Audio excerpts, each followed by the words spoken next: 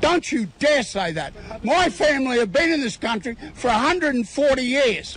He was spruiking Sunday's planned anti-immigration rallies across the country. Penalty rates will be protected for 3 million workers after legislation passed at federal parliament last night.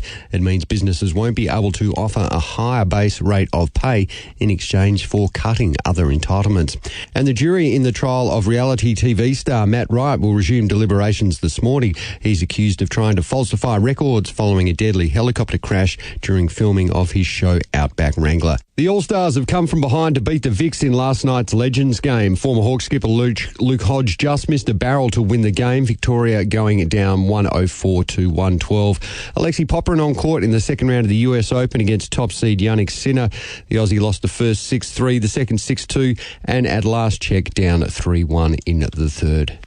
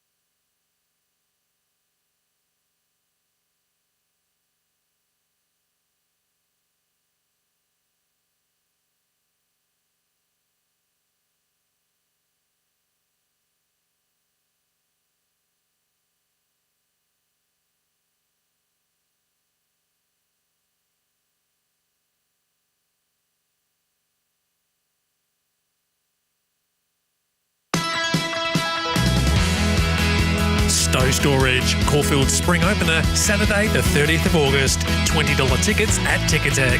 Live across Australia on SEN Track. Giddy Up with Gareth Hall. Good morning, this is Giddy Up with Gareth Hall. It's Friday the 29th of August. A big hello to you wherever you may be listening on your local SEN track dial or the SEN app. It's a busy Friday show as we try and find you a few winners ahead of a massive weekend of racing, highlighted by the Melbourne Racing Club's first Group 1 of the season. In fact, it's Victoria's first Group 1 of the season. It's the Memsie Stakes at weight for age over the 1,400 metres. Sam Freedman will join us a little later on to talk about Tom Kitten, first up for his stable after coming from James Cummings. So looking forward to catching up with Sam. Peter Anthony will join us from the top because this story that broke there yesterday after race number 2 at Northern was quite extraordinary when the wrong horse went around and won the race for Paul Jordan. And we'll discuss the fallout from that particular situation in the West with Peter Anthony, our WA racing correspondent. Nick Ashman will join us a little later on. Dean Evans from Winning Edge Investments, part of the Giddy Up family throughout the spring. Mitchy Lewis's best bets at Morphettville. Shane Churlio's best bets in Brisbane. So it's a big show coming your way. We'll find you some winners today with Bag of Tips. And plus we've got a couple of big announcements towards the back end of the show. We've got a new chapter for Giddy Up, which starts on Monday when we will be on RSN 927, and we're looking forward to that. It's it's got a great history, and we're proud to be involved once again with RSN 927. We'll be teaming up with RSN 927, one of the most famous brands in racing. And Giddy Up will be live on RSN 927 from Monday morning on September 1st, and we've got a couple of pretty handy additions joining the Giddy Up family, so I'll announce that a little later on. 0499 736 736 to join our conversation. 0499 736 736. It's 5 minutes past 8. You can join our conversation anytime you want, but this is race number 2 at Northern, which will become one of the most famous races in WA history after yesterday. It's Alamein just in front, balancing up, 400 left to go, tackled immediately though by Espresso Time.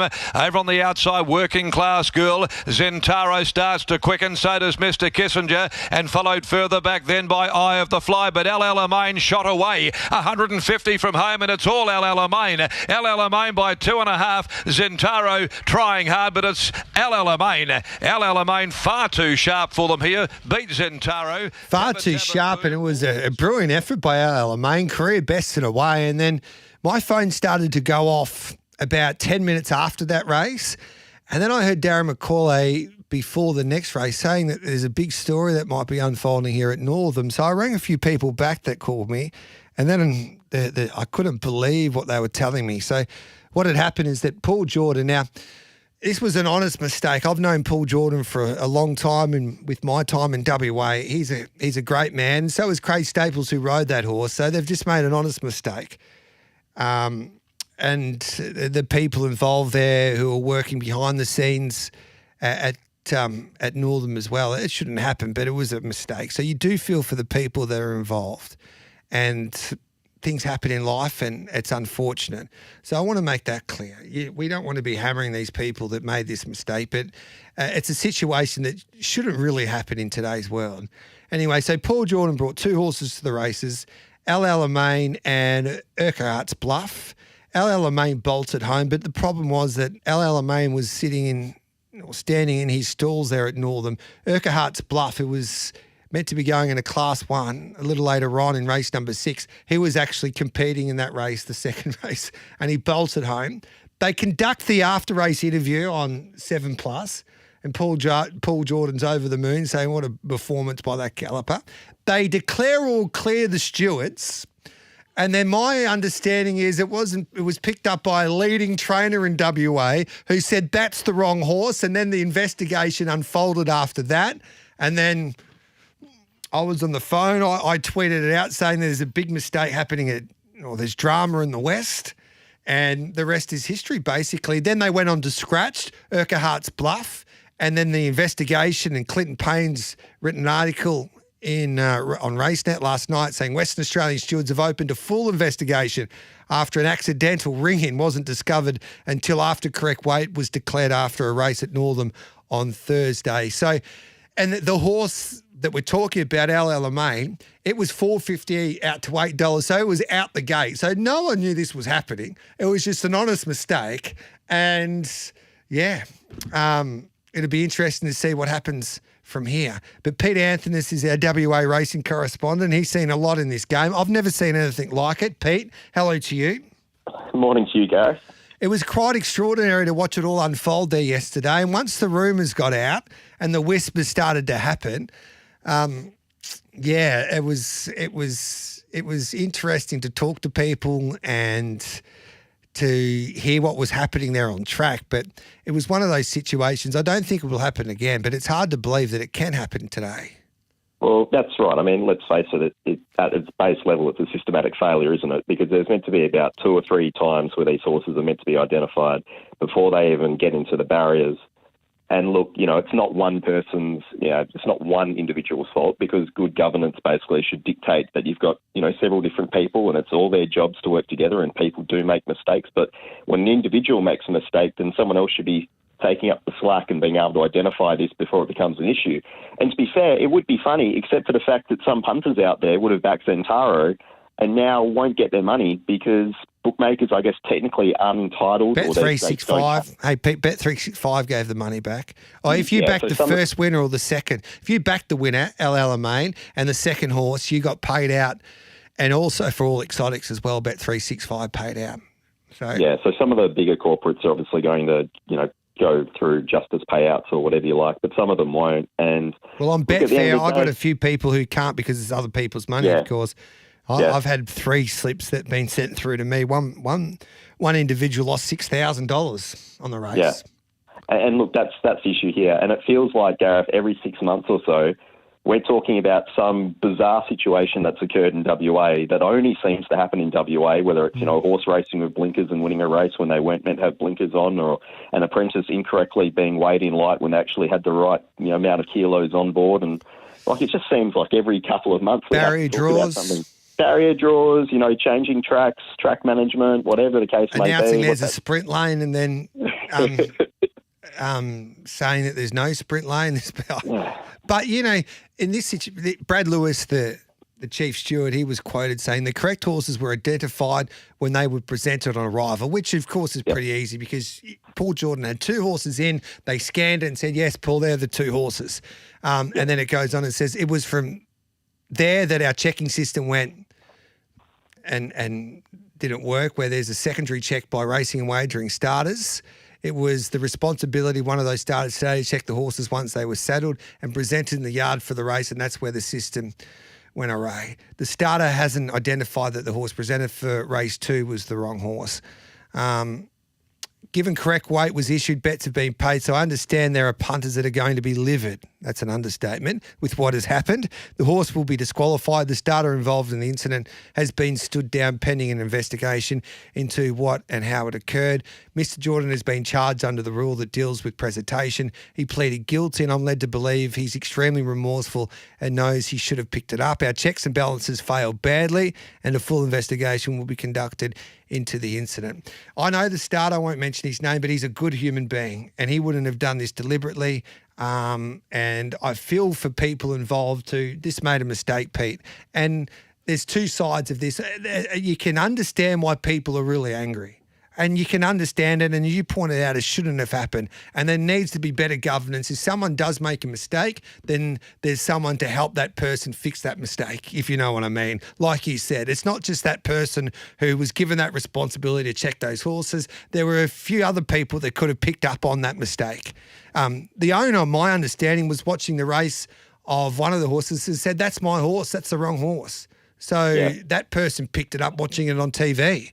And then rang someone else, and I think that's how it all unfolded. There was another case I remember at Pinjarra one day where Lucy Fiore was about to jump up onto one of Justin Warwick's horses, her father's horses, and she basically turned around the mounting yard and said, that's not the right horse, send it back. Yeah. So, look, there's multiple times where this can be picked up, and obviously, if there's connections on course, obviously Northern's a bit out of the way out of Perth, so, you're not going to get as many people on course, so there's maybe a few less people who might have picked up on the error, but look, it's still a pretty significant one, isn't it? It is, and obviously they're handling it now. WA, they're going to have a full investigation. I don't know what else they can do. It's just a mistake. I think we all know the facts now. They got it wrong. I've never seen this happen ever, especially usually they find out before correct weight. Like Paul Jordan, he was remorseful after he got interviewed, but you would think after he got interviewed he would have seen it was a different colour, the horse. Yes. I'm just having a look. So Craig Staples, who I don't think it was Craig's ride usually, El Alamein. I think Lisa Staples, Steve Parnham. Lisa. Craig Staples, I don't think he had ridden this horse before, maybe at a trial. So, usually Craig is the stable rider for Paul Jordan, but Lisa had been riding this horse anyway. Did it surprise you when you were watching it, Pete? What was your take on it? Well, I actually backed El Alamein first up thinking he would be able to lead at Belmont. He wasn't able to after he basically blitzed in a trial. And I thought, just looking at the field, I thought back onto a heavy track, if he could lead this race, he might actually be able to give some sight. So, look, maybe he might have won the race if given that opportunity anyway. We just aren't going to know. Look, it's another bizarre situation, Gareth. If I win Lotto, I'll sit down and write the stable of the history of WA racing, and there'll probably be an entire book devoted to stuff-ups. But I'll make note of it. But it's not there's other states that make mistakes, but it just seems exactly. WA that this was a mistake that it got everybody talking, and and as you pointed out, it is serious because people lose money on this, and once it's been paid all clear, I don't like that. As I said on social media there yesterday when it was unfolding, I don't know what happens from here. You know what I mean?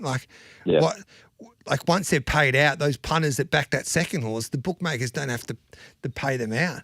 But there was nothing, you have a look at the betting and he was $4.50 out to $7. He was unwanted, the horse.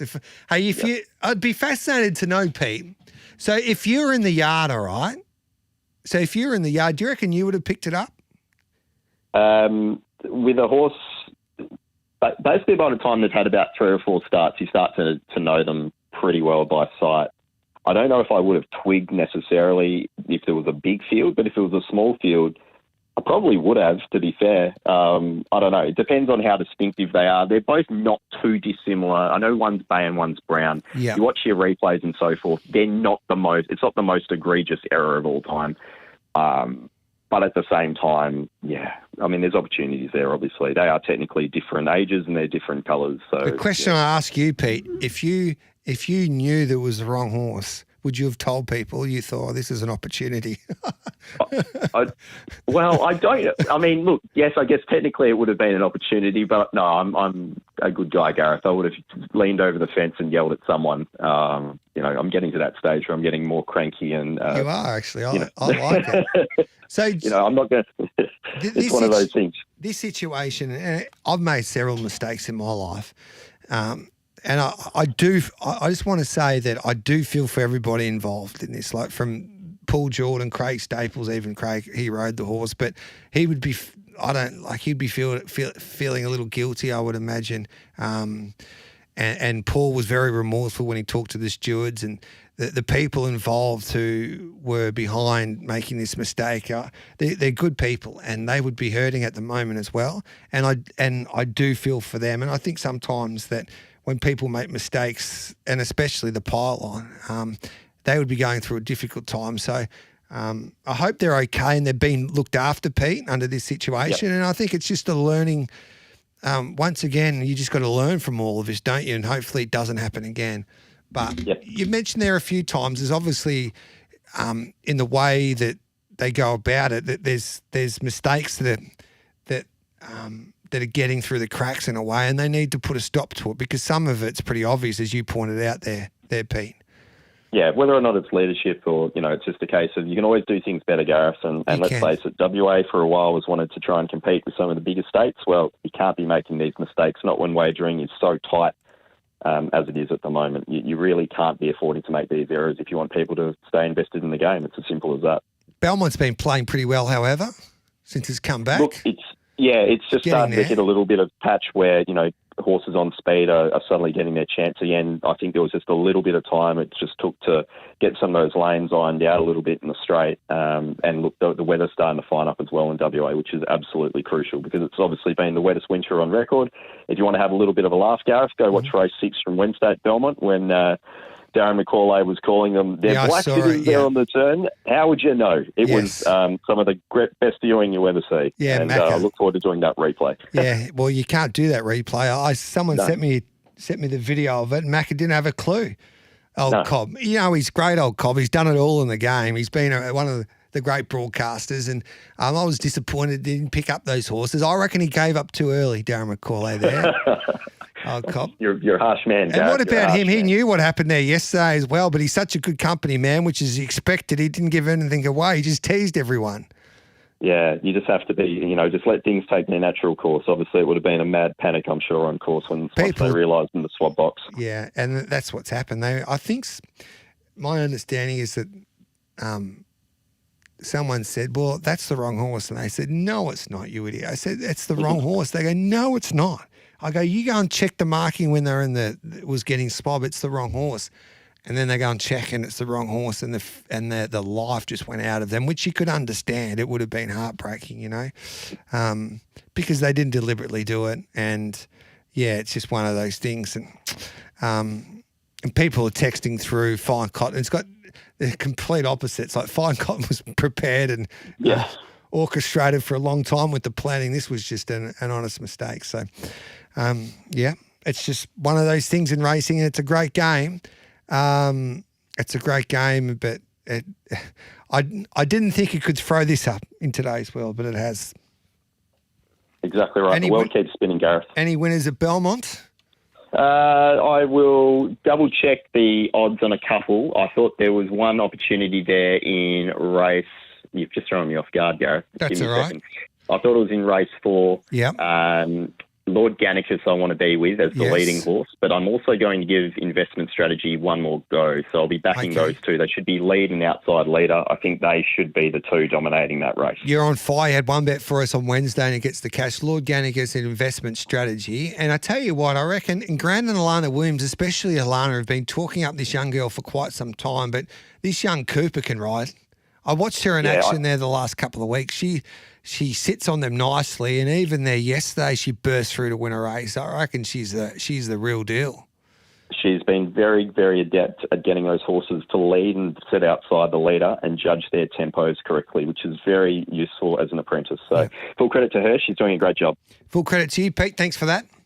Thanks, Gareth. There's Pete Anthony. 21 minutes past 8. We'll take a break. We'll come back with plenty more straight after this. This is Giddy Up with Gareth Hall.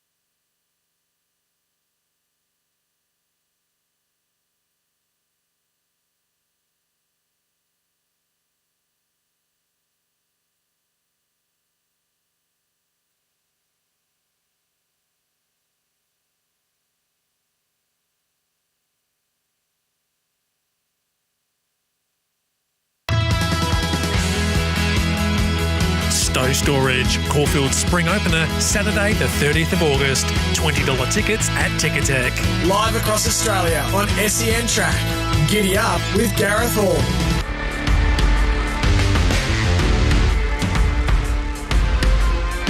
Welcome back to Giddy Up 826. Get your $100 staking plans in on the message line 0499 736 736. Paulie Sebastiani and Louis. Since I've been away, you've been following this through. How have our listeners been going?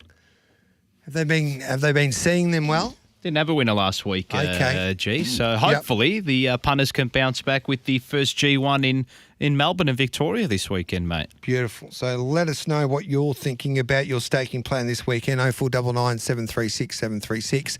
Gareth, cracking story. A few SMSs coming through. Just an honest mistake. But, gee, I really don't like that poor starter has to take the fall. Surely there were others involved along the way that let the gates go. Yeah, I think, as I said just before, that it was a mistake and it was a situation that you got to put protocols in place that if someone makes a mistake, others people can pick them up. So especially when it comes to identifying horses that you have someone else looking at them. But, yeah, it is what it is now, and they'll have an investigation and we'll see what happens. But it shouldn't have happened, and I don't think it'll happen again. But as I said before, you got to think about the people, because it was an honest mistake, my understanding, and the good people involved that made the mistake, and they will be hurting at the moment. So hopefully they're getting looked after as well, and I'm sure they will be. 8:28, we're going to take the news, and on the other side of that, Sam Freedman will be joining me here on Giddy Up to have a chat about Tom Kitten, who'll be going around the Group 1 Memsie Stakes.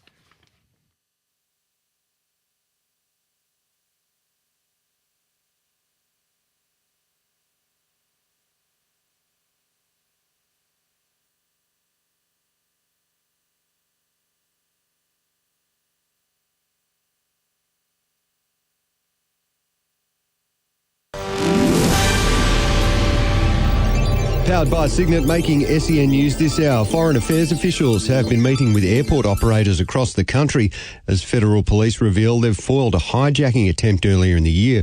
Police have swarmed a street in the small Victorian town of Porpunka last night as they attempt to gather more information in the shooting death of 2 police officers.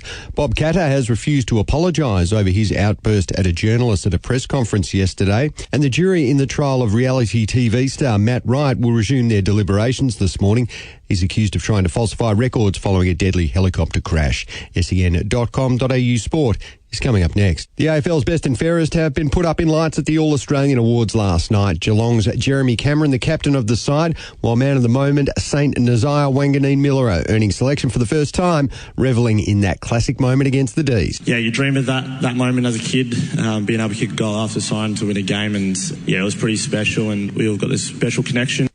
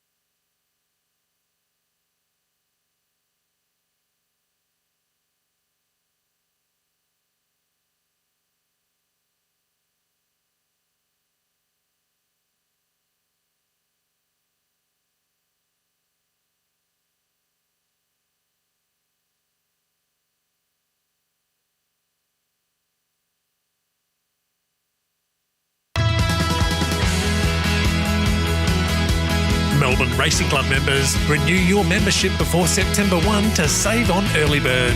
Live across Australia on SEN Track. Giddy Up with Gareth Hall.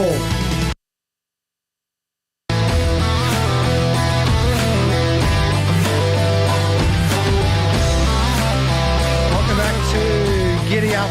Thanks to Bet365. It's never ordinary when it's brought to you by Bet365. Imagine what you could be buying instead. For free and confidential support, visit gamblinghelponline.org.au. And they were the first ones up, I think. Yeah, they were. Bet365 with that mistake there yesterday at Northern. They made sure that they paid out the punters there after it was given all clear with the wrong horse winning the race. So Bet365 doing what's best for the punters out there yesterday. Sammy Freedman joins us now because one of the most interesting horses, well, he's one of the most popular horses in the country. Now he's with the Freedmans. I speak of Tom Kitten, and he'll be going around the Group 1 Memsie Stakes over the 1,400 metres, and Sam Freedman joins us now. G'day, Sam. Thanks for your time. Morning, Gareth. What about Tom Kitten? How is he, mate? He seems really well. He's fresh, bouncing around, and he looks ready to have a day out at the races tomorrow. Can he win first up? He was unlucky not to win over 1,400 metres against a similar group of horses there at his last prep. Yeah, similar group. This feels like obviously an extremely strong edition of the Memsie, particularly given the weather in Sydney over the last couple of weeks. So our draw is, difficult in the sense that he's probably not going to be able to settle close to the speed, so he might be 3 pairs back somewhere. But he's got the class. Obviously, he performs well fresh. But he'll just need a few things to pan out. Where do you think he'll get to in the run? Can he settle, say, in front of Fangirl from that gate? I'm not sure. Ben will obviously sum it up and see how he begins. But I'm sure Fangirl and him are both in the same boat, that they've got targets down the track, and we don't want to ride him out of his comfort zone first up. So, he may well end up sort of 3 pairs back, and hopefully following, the right horses like Treasure the Moment and Fangirl, and see if we can get the gap. He's an All-Star Mile winner. He's won, more than $5.5 million in prize money. Is he what you expected when you saw him at home, and since you've got to know him? Yeah, he's absolutely, he uses class at home. He's, you don't see horses work like him every day. So it's, he's a proven horse. He's been expertly managed through his whole career so far. So hopefully we can build on that in this chapter. Is he a King Charles type of horse, or is he a Cox Plate horse? He's probably going towards the Cox Plate. Yep. That's his main goal. But a lot of that is dependent on obviously what sort of form he's in. So his first 2 runs are, Memsie and Maccabi Diva, and then we'll obviously assess him after that. Yeah. So your expectations with him tomorrow? What do you want from him? He'll run very well. Yep. He'll finish strong. If he gets the gaps and gets the breaks, he could give it a shake, but he just needs he needs a few things to pan out. All right then. So that's Tom Kitten going around in the Group 1 Memsie Stakes there tomorrow afternoon at Caulfield. Just for the last one with him, what do you reckon his best surface is?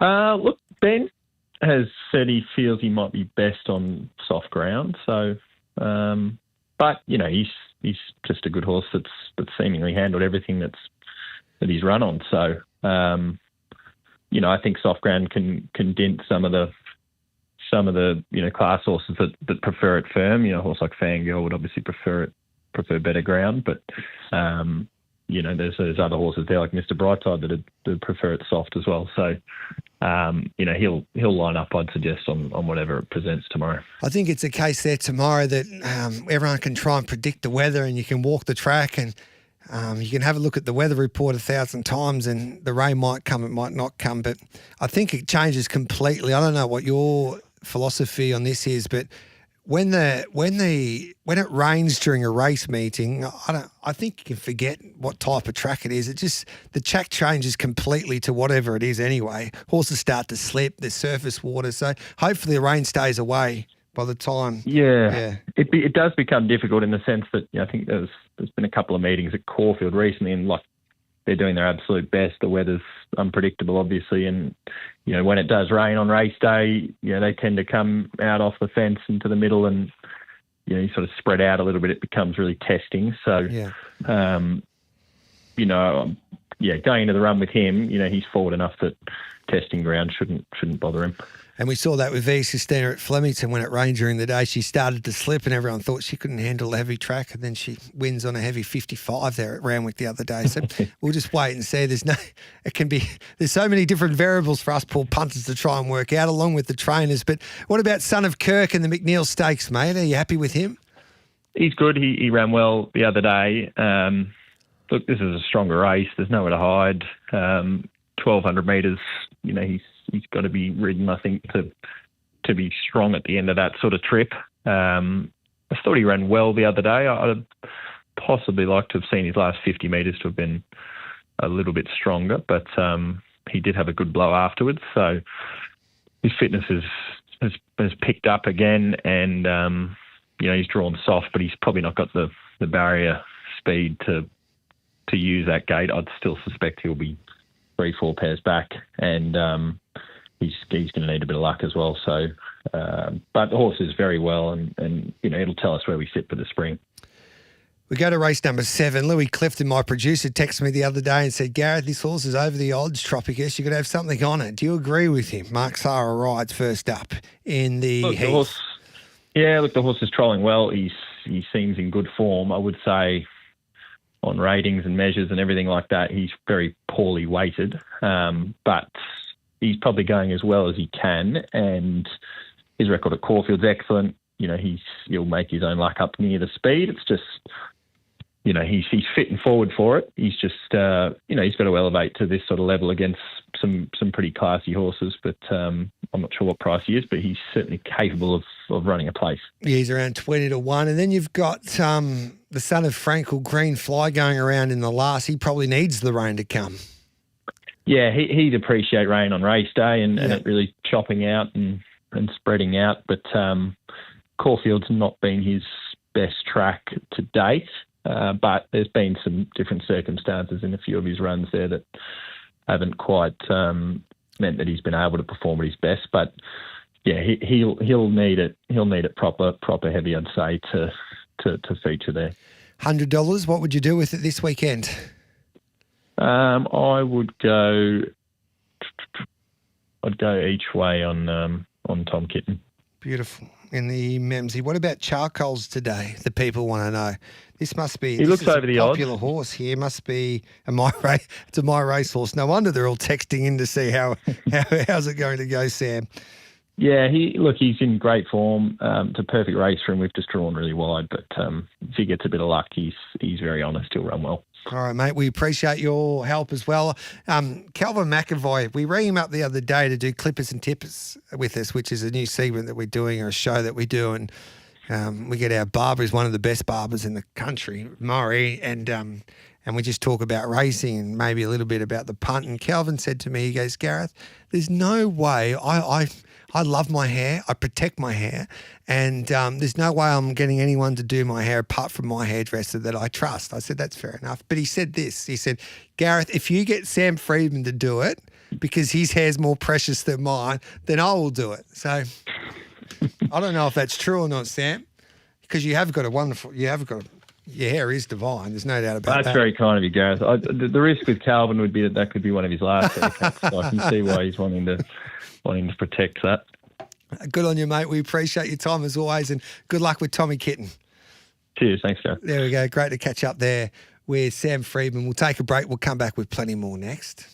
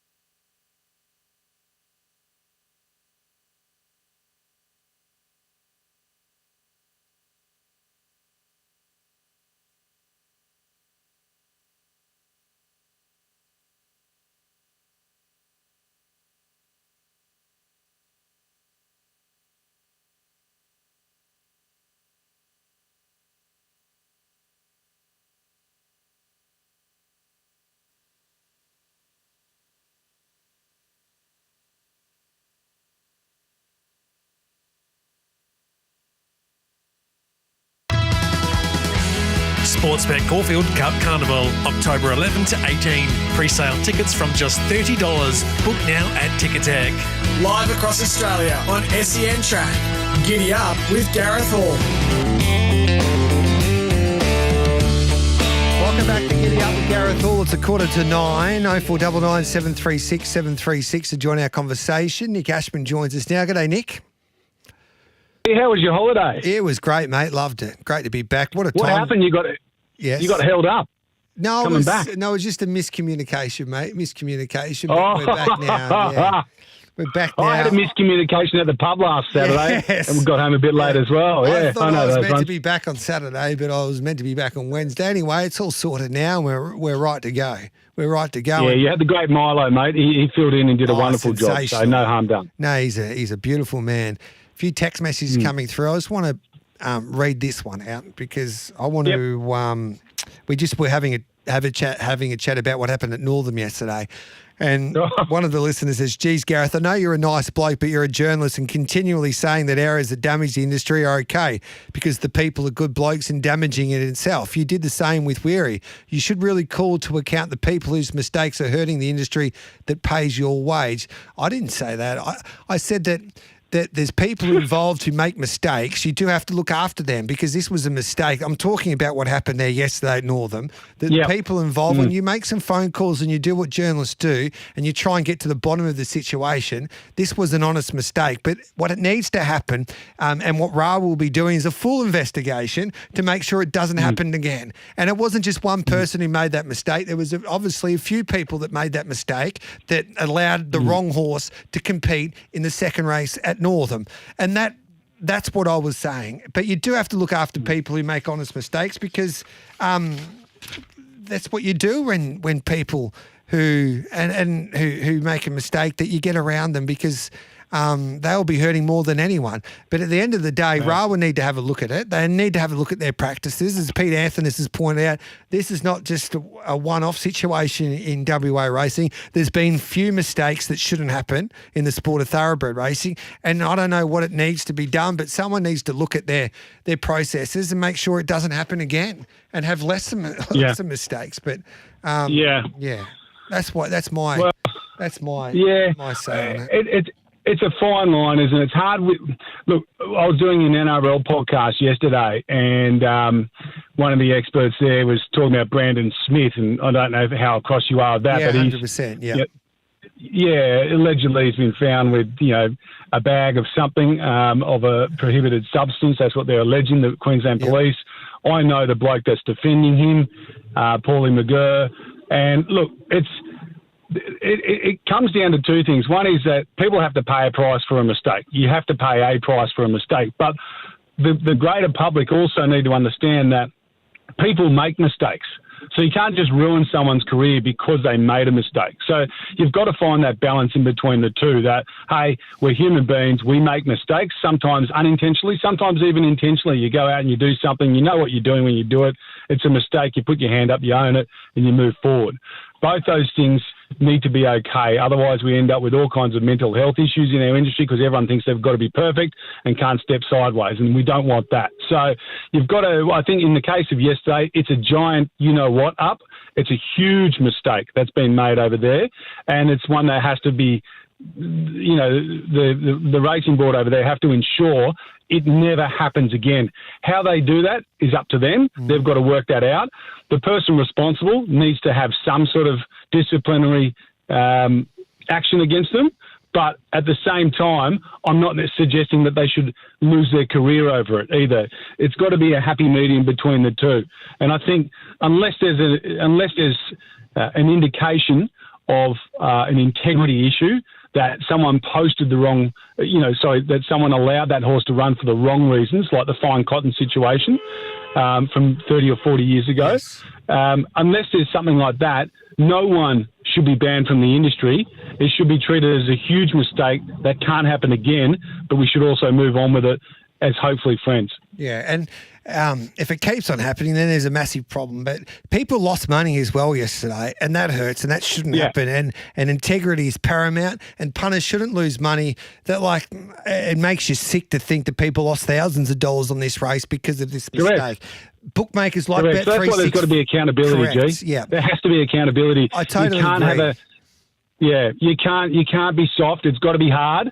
Maybe someone loses their job, but they shouldn't lose their career. There's a difference between, hey mate, sorry, you got to go. You got to go. We've got to burn you, but we've also got to make sure that person isn't lost from the industry, if that makes sense. No, I agree with that. It's 10 to 9. I'll take a break. I'll come back and we'll get some winners for you regarding this meeting the meetings across Sydney and Melbourne tomorrow. Of course, Memsie Stakes will be the highlight race there at Group 1 level over the 1400.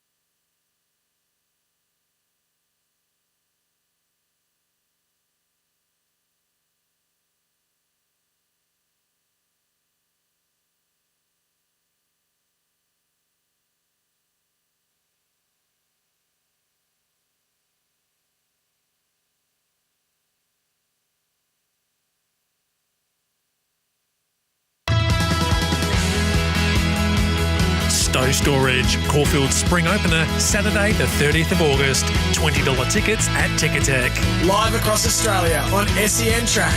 Giddy Up with Gareth Hall. Welcome back to Giddy Up with Gareth Hall. Nick Ashman with me. It's one of the great learning days, I reckon, on the Australian racing calendar tomorrow with Memsie Stakes Day and a few really handy 3-year-old races, Nick. So how do we back a winner? Yeah, look, it's a tricky one, isn't it? We'll start with Rose Hill. So we've got Blazing Sunshine up here, mate, and some confidence we might end up back on a good track. But I'd say I'm going to go with soft 5. I just think that little bit of residue wetness, I should say, for the last few weeks. So, but as far as how the track's going to play, they still think just a fraction off the inside in the straight's going to be the place to be at Rose Hill on Saturday. In terms of bets, keep an eye out, race 1, number 7, Wild Thoughts. As you know, proven thoroughbreds are a client of mine, and they've got a bit of an opinion of this guy. They think he might make the grade, and I get the sense that they think he could be beyond benchmark 72. Now, he's had 2 wins at Canberra. He broke the maiden 2 starts ago in really fast time. He beat standard time by 6 lengths. And then he struck a heavy 10 last time out, went back to the same track and tripped the 1500 down there. And he was just way too good for him in a Class 1. Big step up in class, coming to a midway in town on a Saturday, and he also goes up to 1,800 metres. So we'll find out on Saturday where he's at. He's no massive spoil on the price, but I just suggest keeping an eye on him. I think he's the kind of horse that may end up in a stakes race at some point if he gets on that same upward trend. I think the best bet of the day comes up actually in the San Domenico. It's an interesting race, and the market moves will be telling, and it's probably a race where I keep the gun in the holster, but this Raging Force, mate, he's running really good times. He's running times of I'd say, Group 2 sort of 3-year-old spring sprinter, and he might be able to go up to Group 1 at some point. I think he can get the better of them. I've got his sort of last start rating from about 8 weeks ago, pretty much on par with what any of these 2-year-olds did, if not better than some of them. In their juvenile season. Now, the caveat is, do they improve over the break? They can do. Usually horses will improve as a spring 3-year-old, but they might get past their peak 2-year-old rating second or third up, not necessarily first up, if that makes sense. So I think he's a good bet there. And then in race 9, Our Gold Hope, she resumed in that War Eternal race on a bog track. She went back to the IG, as my mate Julesy Valance would say, the inferior ground on the inside, and I thought she was still pretty good. She's a handy horse. She's Group 1 place, this girl. I think she's nicely placed at the weights in the race. Tommy Berry riding well, and I thought she was another good bet out at Rose Hill. Beautiful, mate. You like anything in the Memsie? I've got about a minute. Yeah, Tommy Kitten, mate. Okay. He's been a bit of a money muncher throughout his career, but the ratings last preparation he was posting suggest he's as good as ever. He's going better now. I think he just needed that maturity. Yep. He's got that maturity. And I think he'll go very close on Saturday. I reckon he's a great 1x2, 2x4 bet. And I reckon he's the kind of horse, I'm going to make a prediction now, he'll start single figures for a Cox Plate. Love it, yeah. He came a long way last preparation. I reckon he really he matured into a superstar, and he should have won a race like this last preparation. I think it was the Futurity, and he was unlucky behind Brightside, and I Wish I Win, so... That's it. Then, mate, one more thing. Seeples in the last. Yes. Look, I think he's got a win to get into Sir Rupert Clark. He's got a domestic rating of 90. You need 94 or 95 to get in, Julesy reckons. Yeah. Let's hope he gets into the gates. That'll be a start. Hey, I love your work. I love your work, brother. Thanks for that. See you, G. See you next week. TheBeatenFavourite.com, hamburger with a lot. Head there and you can get all the information that you need.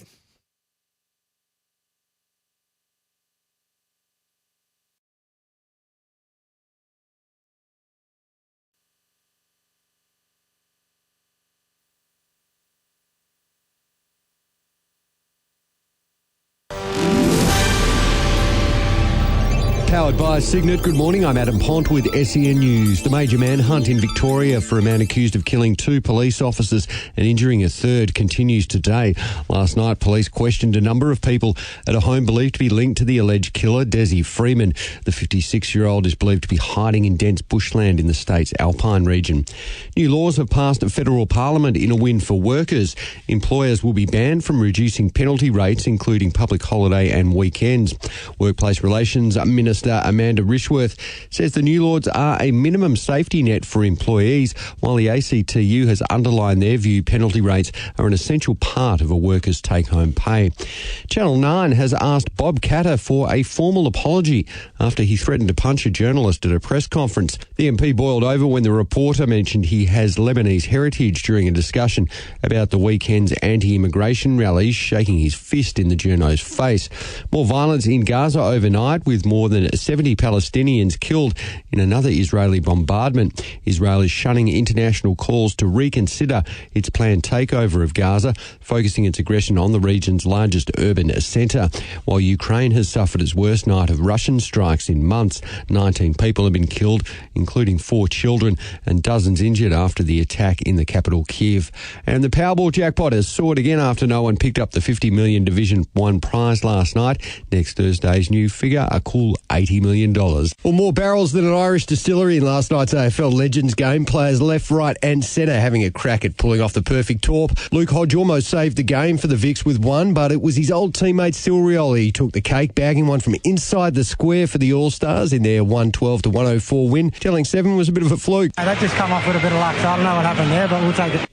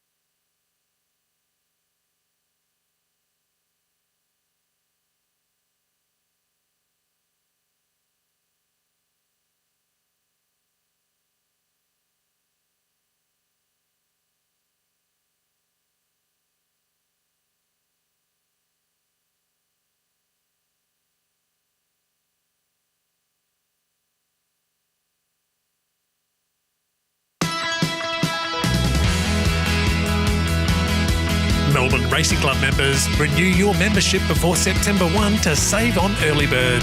Live across Australia on SEN Track. Giddy up with Gareth Hall.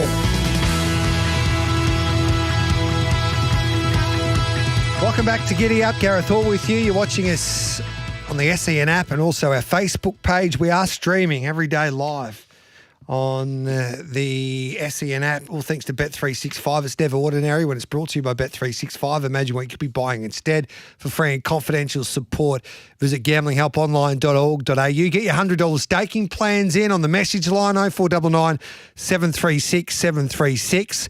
Your best multi. How are you making some money over the weekend? No winner from last week. Hopefully that can change. Whoever wins, I'll put $100. I'll put a Don Bradman out of my own pocket for you the next week, and you can come on the show and give us your multi. Looking forward to catching up with Dean Evans throughout the spring from winningedgeinvestments.com, tips, ratings and betting education for racing and sports. And he joins us now. G'day, Dino. G'day, Gareth. How you going? Good, thank you, mate. And you're a part owner of Vauban. Now, Australian Bloodstock, they purchased that horse. You got involved with Winning Edge Investments and your team there. Are you scared about the horse that they just purchased, Al Riffa? Yeah, he's definitely got some quality about him. But now we're excited about how Vauban's come up. He obviously beat Via Sistina first off in his first trial at Randwick, and then kicked away and won by 3 lengths at Hawkesbury this week as well in his next trial. So he's coming up really well, and we can only focus on our horse, and he's flying at the moment, and we're really excited. His second prep sort of in Australia, where he can take us on his hunt for the Caulfield Melbourne Cups. What about tomorrow? So it's a great time of year. We're at the end of winter, but spring is well and truly in the air after the Wink Stakes there last week. And then we've got the Group 1 Memsey on Saturday. What did you learn from the Winks there last week? Obviously on a bog-heavy track, which made it interesting. I think the main thing to learn is that Aliana is going to be, I think a lot of these highest rated horses are sort of 7, 8 now, and they're looking for that new breed to come through. Via Sustain was obviously really impressive, but I thought Aliana was just a super run, and I think she's going to be sort of a weight for age star for the future. And Arapaho went really well too for the Cups, but I think Aliana's a horse that you definitely want to follow. She'll head towards the 7 Stakes next start, then come to Victoria. I think she'll compete in a Turnbull Stakes before heading towards a Cox Plate. So her clash with Via Sistine is going to be something else. The two stablemates going to battle in a Cox Plate. Yeah, and I think she's got the talent to turn the tables. Well, that's a big call. So you reckon she's the value at the moment? I do. I think she's a superstar mare, and I think she's sort of one of those horses you can just keep following her through her career. I think she's going to be very, very good. It's going to be fascinating what happens at Caulfield tomorrow. There's rain predicted today and tomorrow, but I think it's still a guessing game what conditions we will get, and that's going to play a major part, I reckon, into the result. So just having a look at the markets for this Memsey Stake, which is race number 9 on the program, and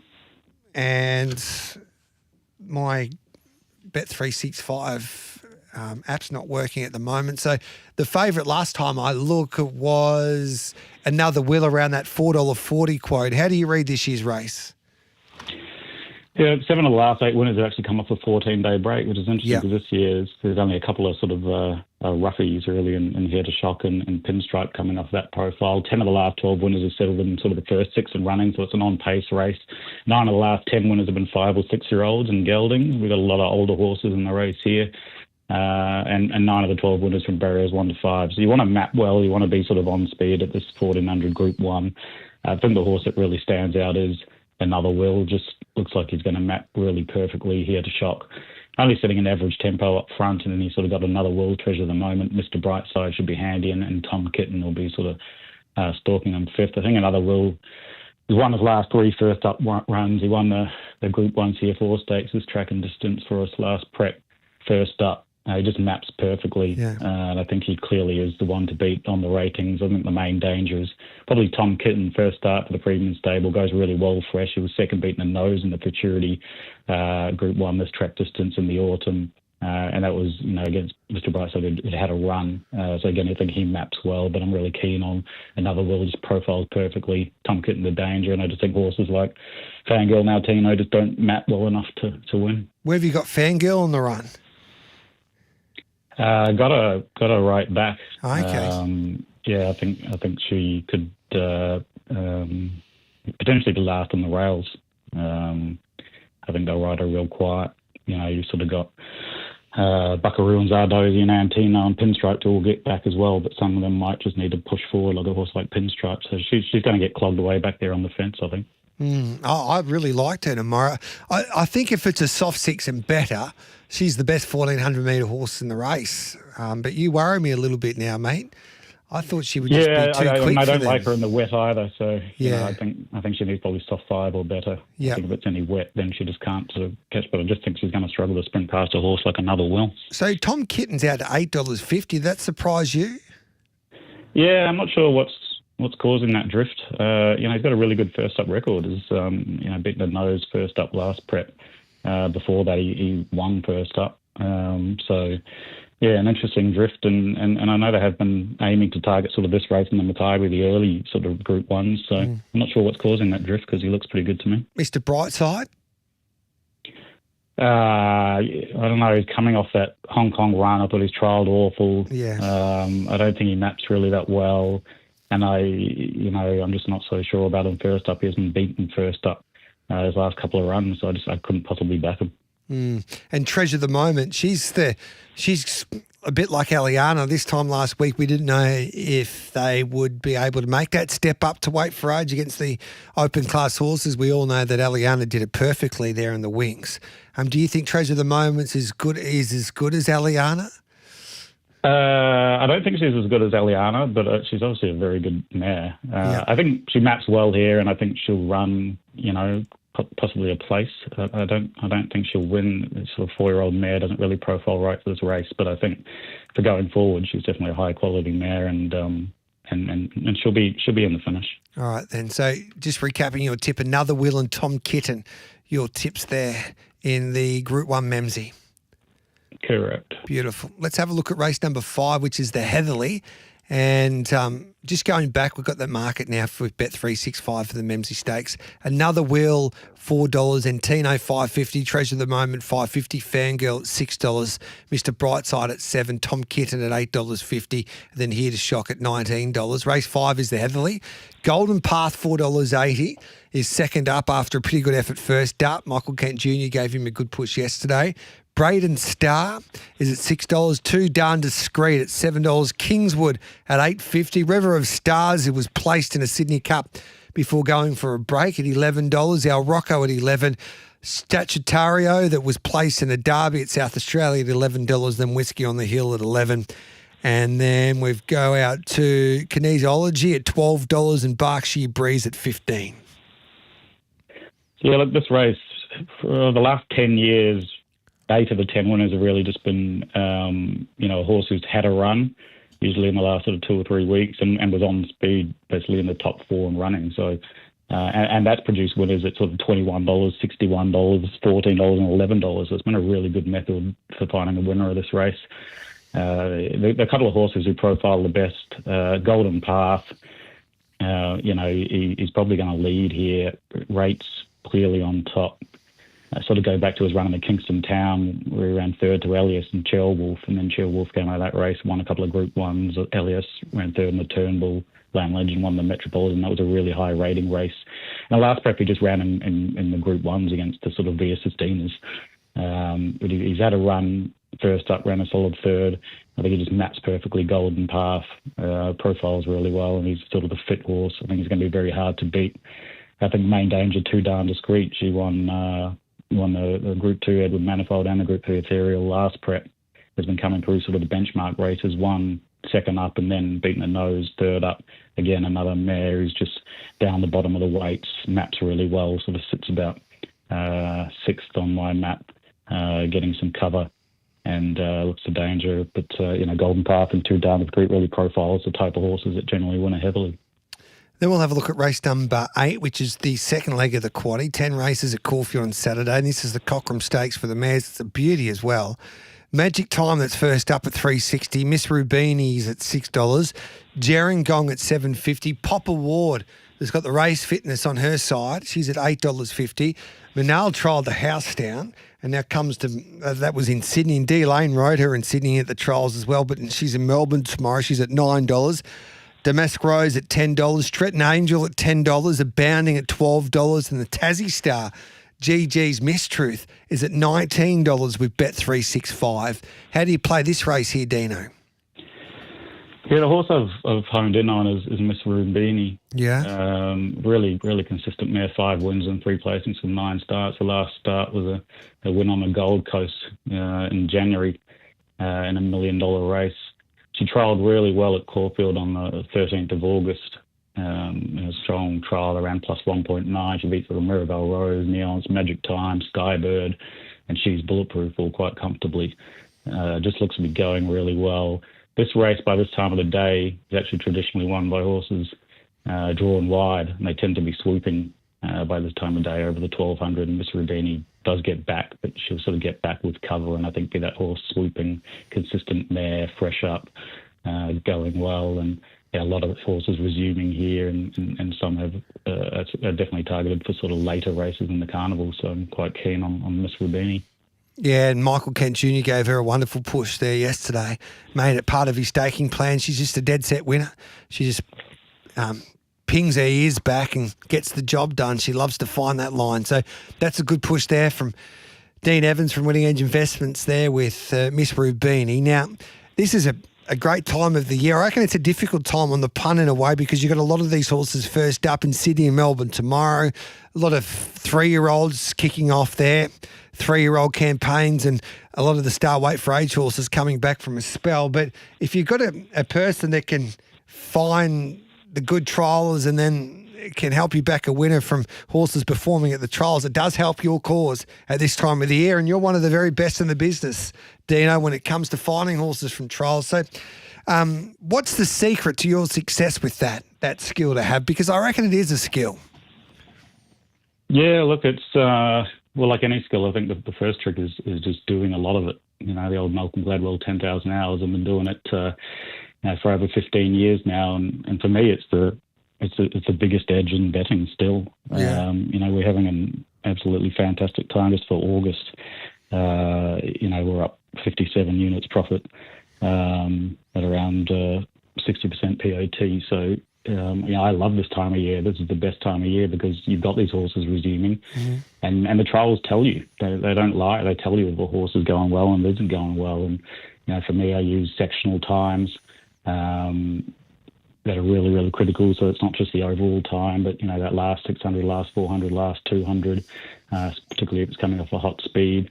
And you see these horses trialling out of their grade. So you're seeing maiden horses, you're seeing young 2- and 3-year-olds trialling against open class gallopers and get a really, really good line on the horses that are going well and the horses that aren't going particularly well. So for me, I don't even see how people bet without it really at this time of the year. And that early August, September time, the trials and the jump outs are the key. And the horses don't lie. They generally tell you how they're going, and they generally run pretty true to form and to their trials. So the great horse to study here, I reckon, is Mr. Brightside, because you talk to JD Hayes like we did yesterday. He says, forget about its trial. That's how he usually trials if you go back and have a look at his trials. But the trial students like yourself, you just mentioned before, you're not happy with the trial. So how do you assess a horse like Mr. Brightside? Because I would imagine there'd be horses that just trial terribly and then they perform better on the racetrack. So profile this horse for us regarding his trials throughout his career.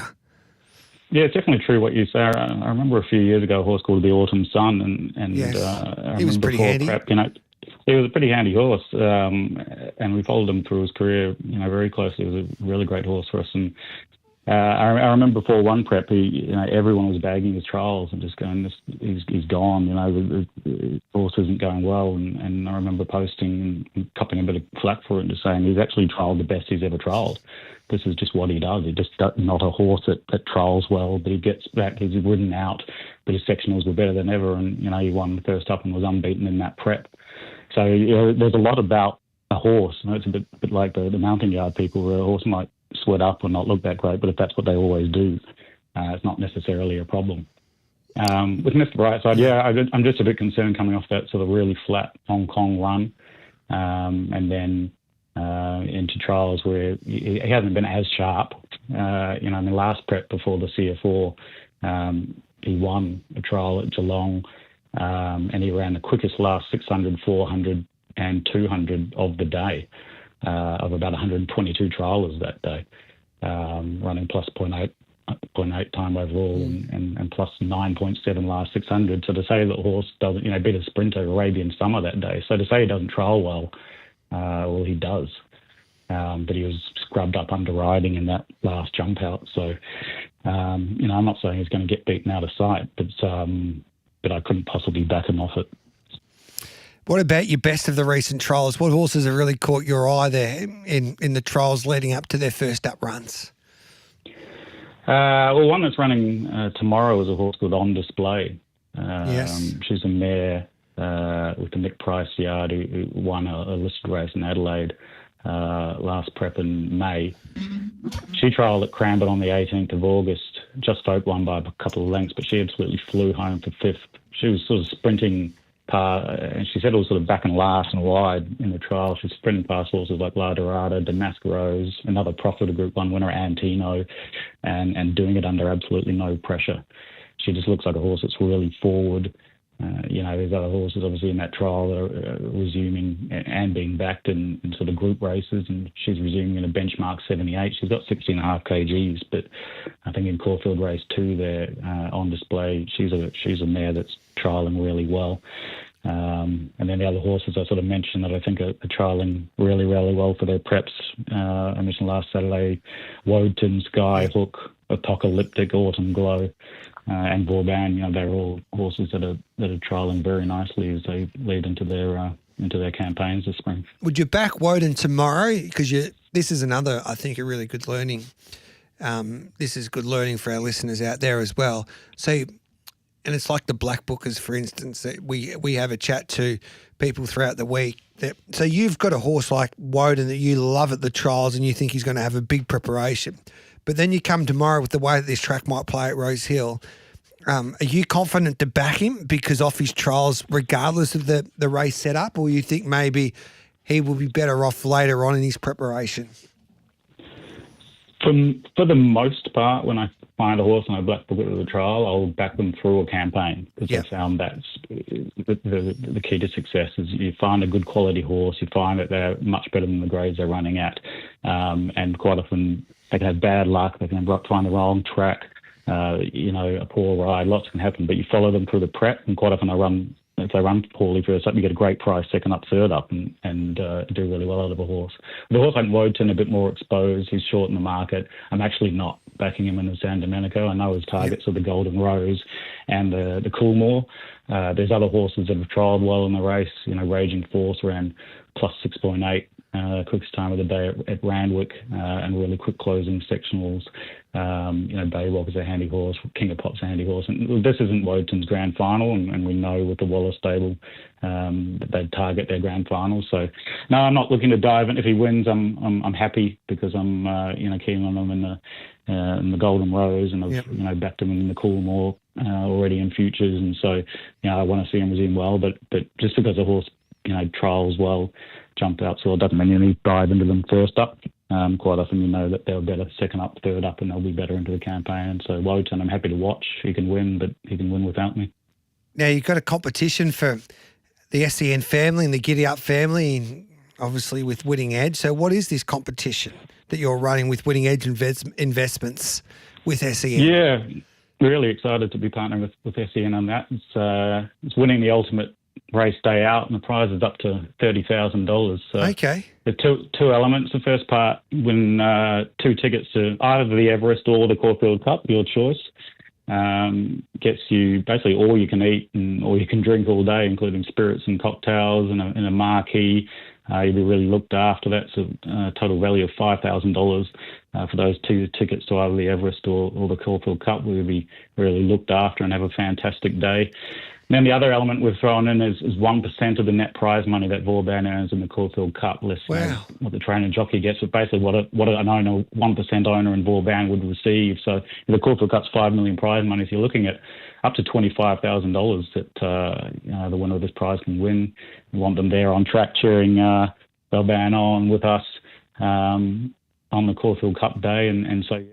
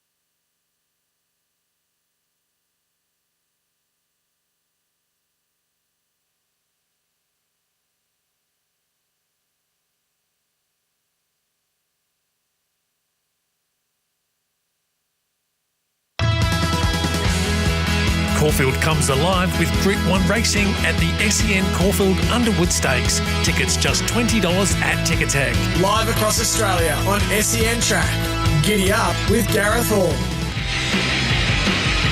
Welcome back to Giddy Up. We'll continue on our chat with Dean Evans. Just dropped out there for a sec, but I've got to go to the news. So Dean Evans will join us. Got to go and have more of this conversation to see how we can enter a competition, which means that you can go to either the Everest or the Caulfield Cup. That dining package worth up to $5,000 because you'll be looked after like royalty. And then you get a chance also, on top of that, to win 1% of Vauban, own 1% of Vauban for a Caulfield Cup. And if you wins a Caulfield Cup, you get about 25 grand that'll jump in. What a prize that promises to be. So Dean Evans from Winning Edge Investments to explain that a little bit more in detail, that prize anyway, straight after the 9:30 news.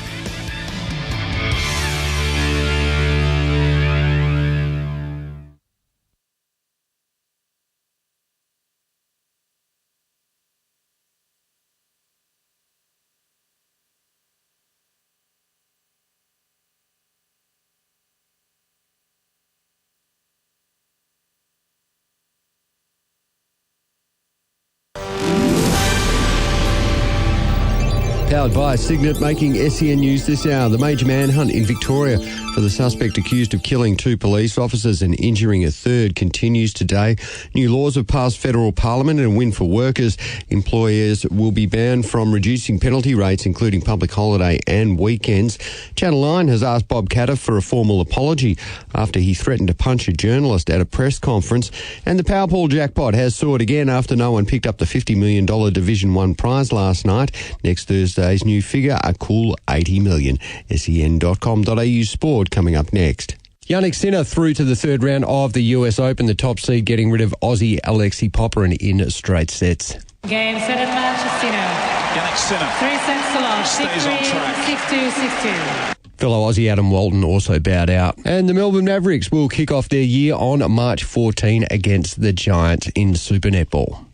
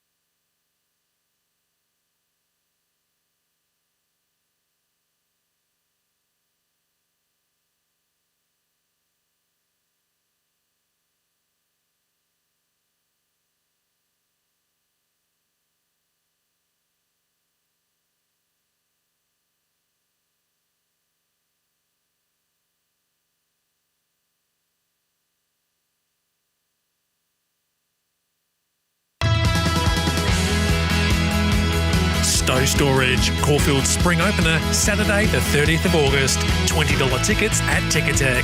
Live across Australia on SEN Track. Giddy Up with Gareth Hall. Welcome back to Giddy Up.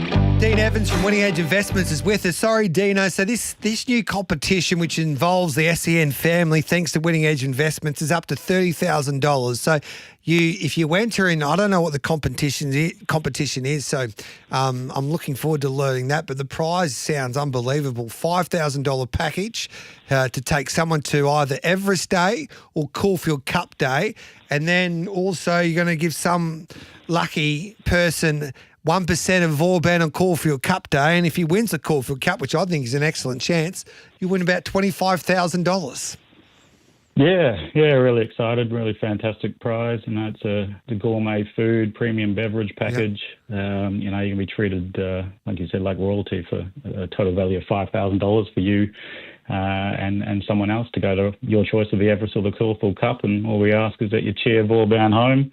Yes. And you'll be getting the equivalent of what a 1% owner in Vauban would get for the $5 million Caulfield Cup. So a prize of up to $25,000 bonus there if Vauban can win the Caulfield Cup. And all you got to do is pop on to sen.com.au/win, find that ultimate race day out for Winning Edge Investments banner, and put your details in, name, email, phone number, so we can contact you. And in 25 words or less, tell us why you deserve the ultimate race day out. And yes. And someone's going to win that really awesome prize for October 18th. So you go to sen.com forward slash sen.com.au/win. Oh, yeah. WIN.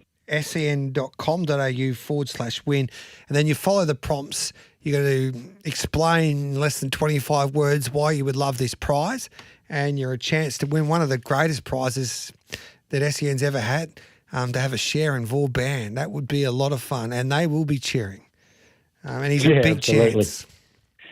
So we want everyone on our side and cheering Vauban home in the big cup. So yeah, we're really excited about it. Love it, mate. We love having you part of the Giddy Up family throughout the spring, and can't wait to catch up with you next week. Sounds great. Thanks, Gareth. Appreciate it. There's Dean Evans from Winning Edge Investments. WinningEdgeInvestments.com, tips, ratings and betting education for racing and sports. Mitch Lewis to join me next to go through his best in Adelaide, especially, and Shane Shirley is not far away as well.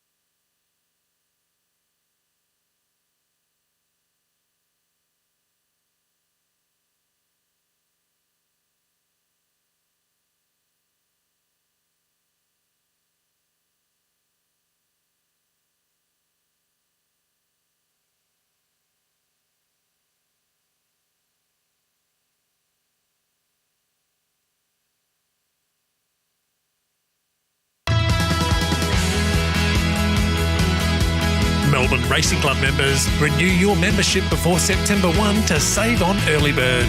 Live across Australia on SEN Track. Giddy up with Gareth Hall.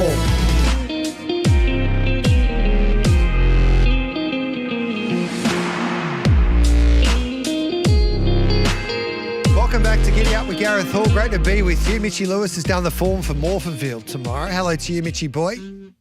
Hello, G. How are you this morning? Now, guess what? Our great mate Jackson France, he's rang through all right. He's giving away 2 tickets. Now, where is it? Here it is. Jackson France. There is a Phillip Stokes race day, 2 tickets. Tickets are valued at $245. Now, you have to be in Melbourne because it's at Caulfield. It is in the Hiskin stand, and it's a great day's racing. Memsey Stakes the highlight. So 2 free tickets giving away. The question I pose to our listeners out there, 0499 736 736. What was the last Group 1 race Phillip Stokes won? 0499 736 736. Now you can't give the you would know the answer, Mitchy, so you can't give it away. Yeah, I think it comes to me pretty quick, G. So yeah, I think, but I won't give it away. We'll see if I'm right. Yeah. So that's how we'll go. No hints? No hints really. No. No hints. 0499 736 736. Don't forget your staking plan as well. 0499 736 736. $100. Whoever has the best staking plan for the weekend will jot them down and we'll analyse them, and whoever is the most successful tipster over the weekend with their staking plan, I'll put $100 on for you next week, and you can come on the show and reveal what you're doing. Now, where do we start with your plays, mate? Yep. So, G, we're going to kick off race 5. I'm going to have an each-way play. Horse number 1, Dark and Confidential. So this horse, third up now. He's a winner third up previously. Blinkers are going on, but he's just got some good form references around horses like Hot Strut and Richie D'Amour. So there's a short price favourite in a race, but Dark and Confidential is going to race up there on speed, be in a prominent position. So just think with a little bit of extra race fitness he's got now, certainly give him a good chance. But we're going to back him each way. Just this track is leaning maybe to get into that soft 7, heavy 8 range, and I'm not sure how much he loves it, so he needs a track to suit. What else have you got for us, mate? Because the rain is coming in Adelaide. Yeah, and I think the looks of the weather, I just checked, it's going to keep coming. So race 6, G. We're going to back horse number 7, Sakala. So this horse was 5th last start in the Group 3 Behemoth Stakes, won the Lightning Stakes previous to that, beating Phil Dello. So she's going along really good, drops back to a BM82. The only little query might be that she's getting deep into her sort of first prep. So she's the main play, but just to cover the stake, I reckon recommending a little play on Caravas. We've seen this horse over in Victoria for the Jollies before. She's a handy type, and she resumed at a career peak. So just in case Sakala's had enough, I think Caravas is the one you can chip out on, but all being even, Sakala dropping down from listed and group level back to benchmark should be hard to beat. Beautiful, mate. Anything else for us? Race 8, number 4, Cash for Michael Hickmott and Johnny O'Neill, G. So he was a handy winner there on debut at Moonee Valley, had a spell. He resumed recently at Murray Bridge. He sort of found his way to the front, wobbled around a little bit, got caught on the line. I just wonder if fitness told first up over the 1,200 metres. I think he maps to be in a prominent position again here on a track that'll be a little bit better for that. So I think fitter now, he should prove harder to catch. Beautiful, mate. You're best at Caulfield, or just waiting to see what this weather does as well? Same a little bit. I'm still going to hold fire. If we tune in tomorrow, we'll run through the whole set. But I think the one that I'm keenest on is probably Magic Time. That's in race 8. She just, to me, has that little bit of extra class. So I'm leaning to her as the best. But I'm playing Caulfield mostly late when I'm confirmed with some of the track conditions. Beautiful. 118, you got to put your name to it. You were the first one through with the right answer anyway. That's the phone number ending in 118. It was the South... Is it a classic winner, G? Correct. South Australian Derby. Okay. It hurts to say because that horse wouldn't have won if Cinch, our horse, was going around, because we were better than it and we broke down, unfortunately, in the Oaks. We would have won the Oaks and the Derby. Yeah, I reckon so. That's a good call. Good on you, mate. Who knows? We'll catch up with you tomorrow, brother. Thanks, mate. See you then. There's Mitchy Lewis there. We'll take a break. Shane Shirley to help us find a winner in Brisbane coming up next.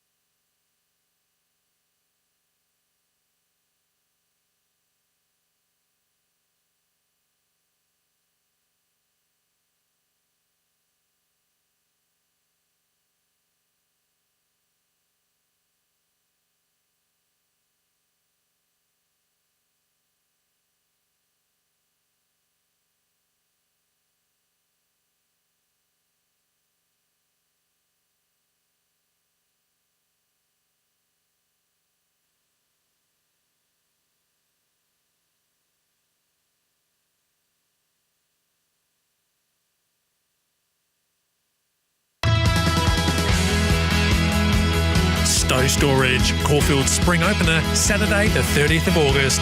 $20 tickets at Ticketek. Live across Australia on SEN Track. Giddy up with Gareth Hall.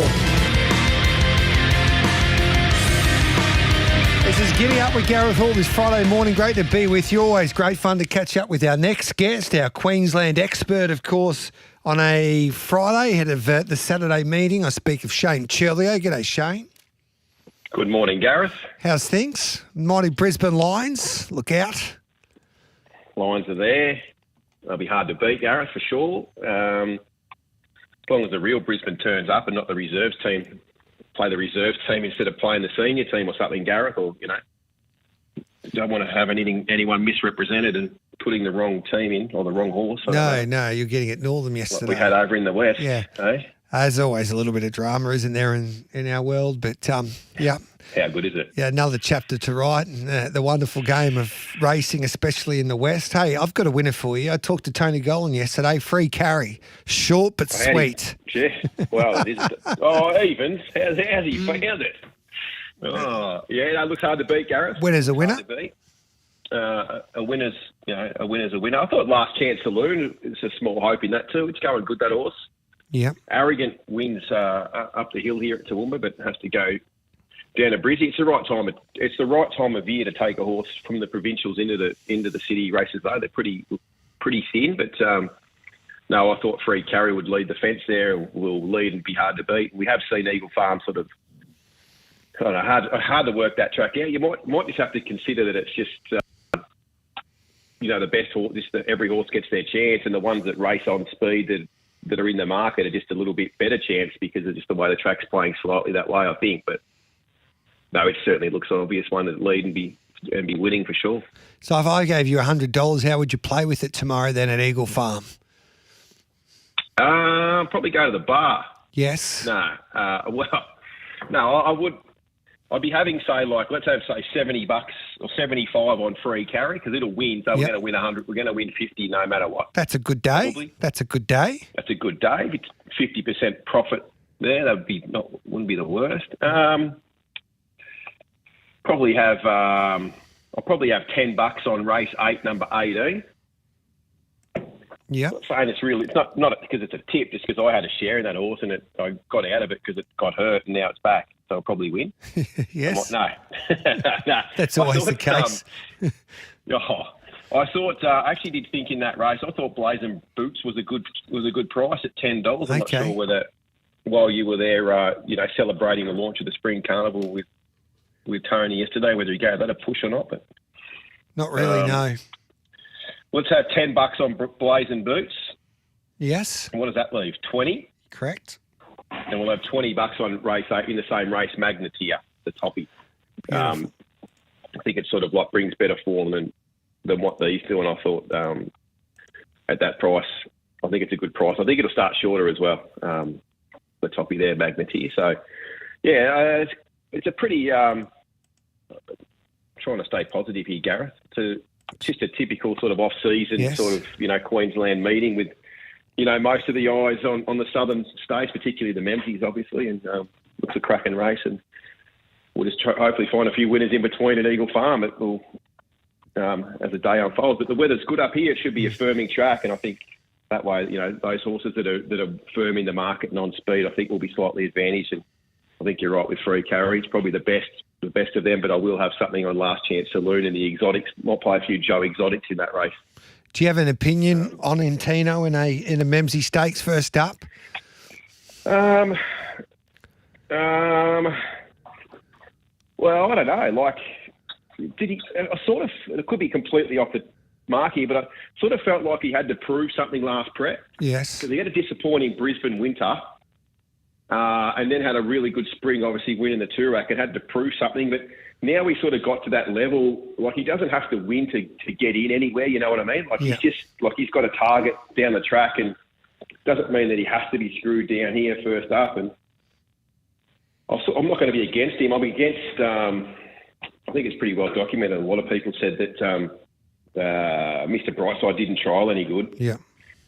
So I think that's an easy sort of horse to be against. Tom Kitten's probably an easier one to be against as well. So when you go through it like that, it probably doesn't leave that many sort of winning chances. I sort of thought Treasure the Moment looks like it's trial good, and it's going to be sort of somewhere near the speed it's going to give. It's, the other horses in the market like Fangirl and Antino will give it a head start, but it's like another one though, isn't it? That's probably got bigger fish to fry and not 100% screwed down here. So, if I sort of like another wheel looks like the right setup to me. This trip, it's not, I think it's sort of the one that's sort of probably more forward and ready to go.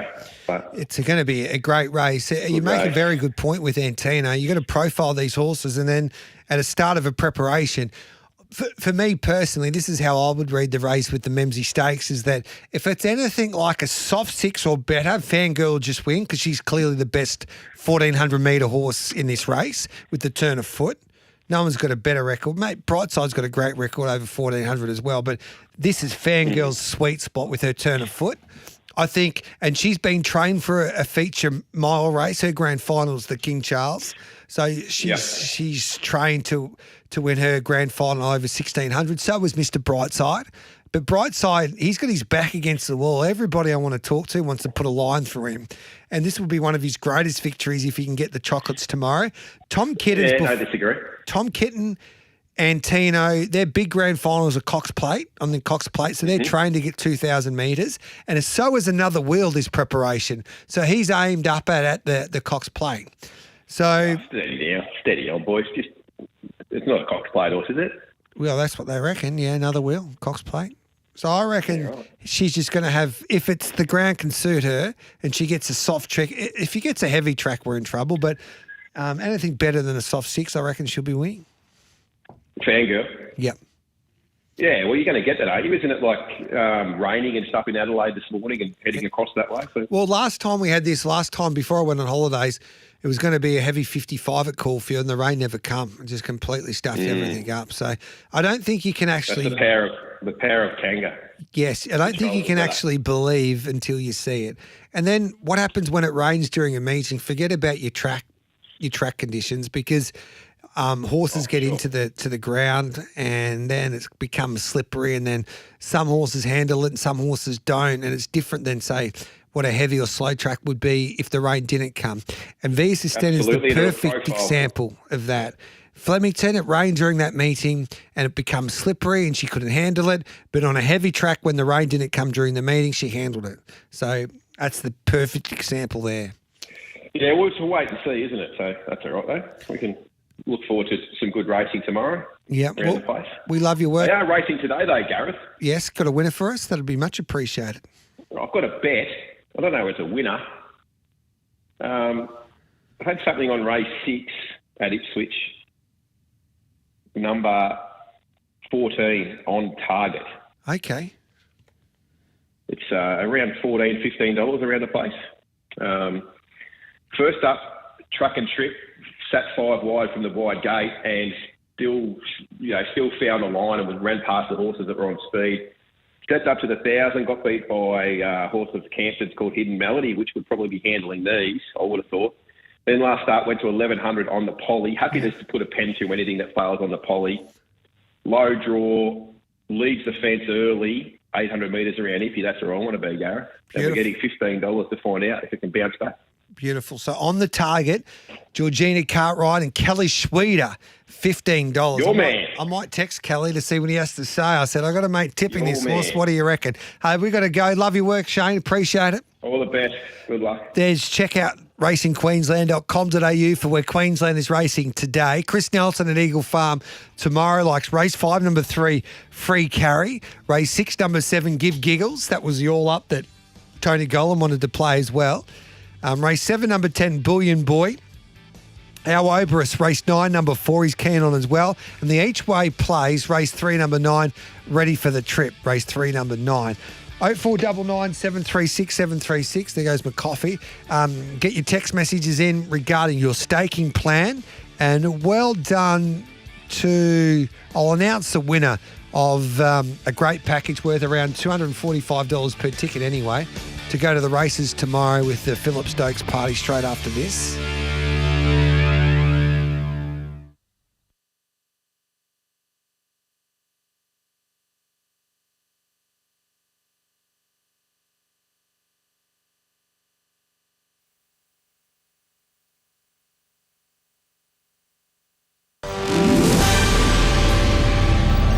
Powered by Signet. Good morning, I'm Adam Pont with SEN News. The wife of the accused shooter in the Porpunka killings has been quizzed by police overnight. She was a number of people to be escorted from a home in the small Victorian town around 8:30pm. A 42-year-old woman and a 15-year-old boy were arrested, then released pending further inquiries. The search for 56-year-old Desi Freeman continuing this morning. Locals again being asked to stay indoors. Former homicide detective Charlie Bazina telling Nine it's a challenging operation. It's hard enough to find someone who wants to be found, a lost person in the bush, but someone who doesn't want to be found with bush skills makes it more difficult. Anthony Albanese has top billing at today's Bush Summit event in Victoria. The PM is announcing a $1 billion low-interest loan package for farmers doing it tough, but there's likely to be plenty of backlash about the renewable energy rollout and the state's government's emergency services levy. Federal authorities are investigating an alleged plot to hijack a passenger plane from an Australian airport and force it to be flown to the Middle East. The forward plot is being investigated by a counter-terrorism task force with reports of a person in custody. Details are vague due to suppression orders being in place, although the Albanese government is believed to have been briefed. Reality TV's crocodile wrangler Matt Wright could find out his fate today over a fatal helicopter crash. He's pleaded not guilty to attempting to pervert the course of justice following the 2022 accident which killed his co-star and left the pilot a paraplegic. The jury is resuming deliberations this morning.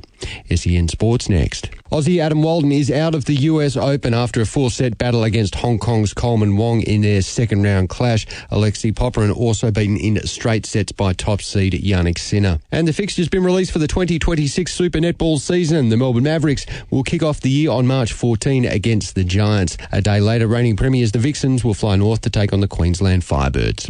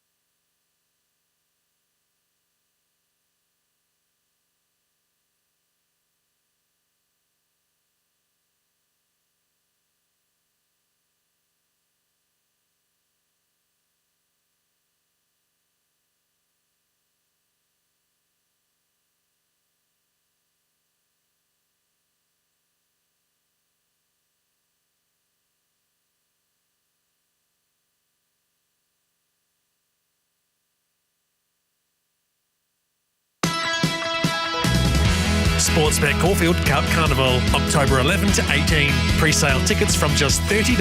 Book now at Ticketek. Live across Australia on SEN Track. Giddy Up with Gareth Hall.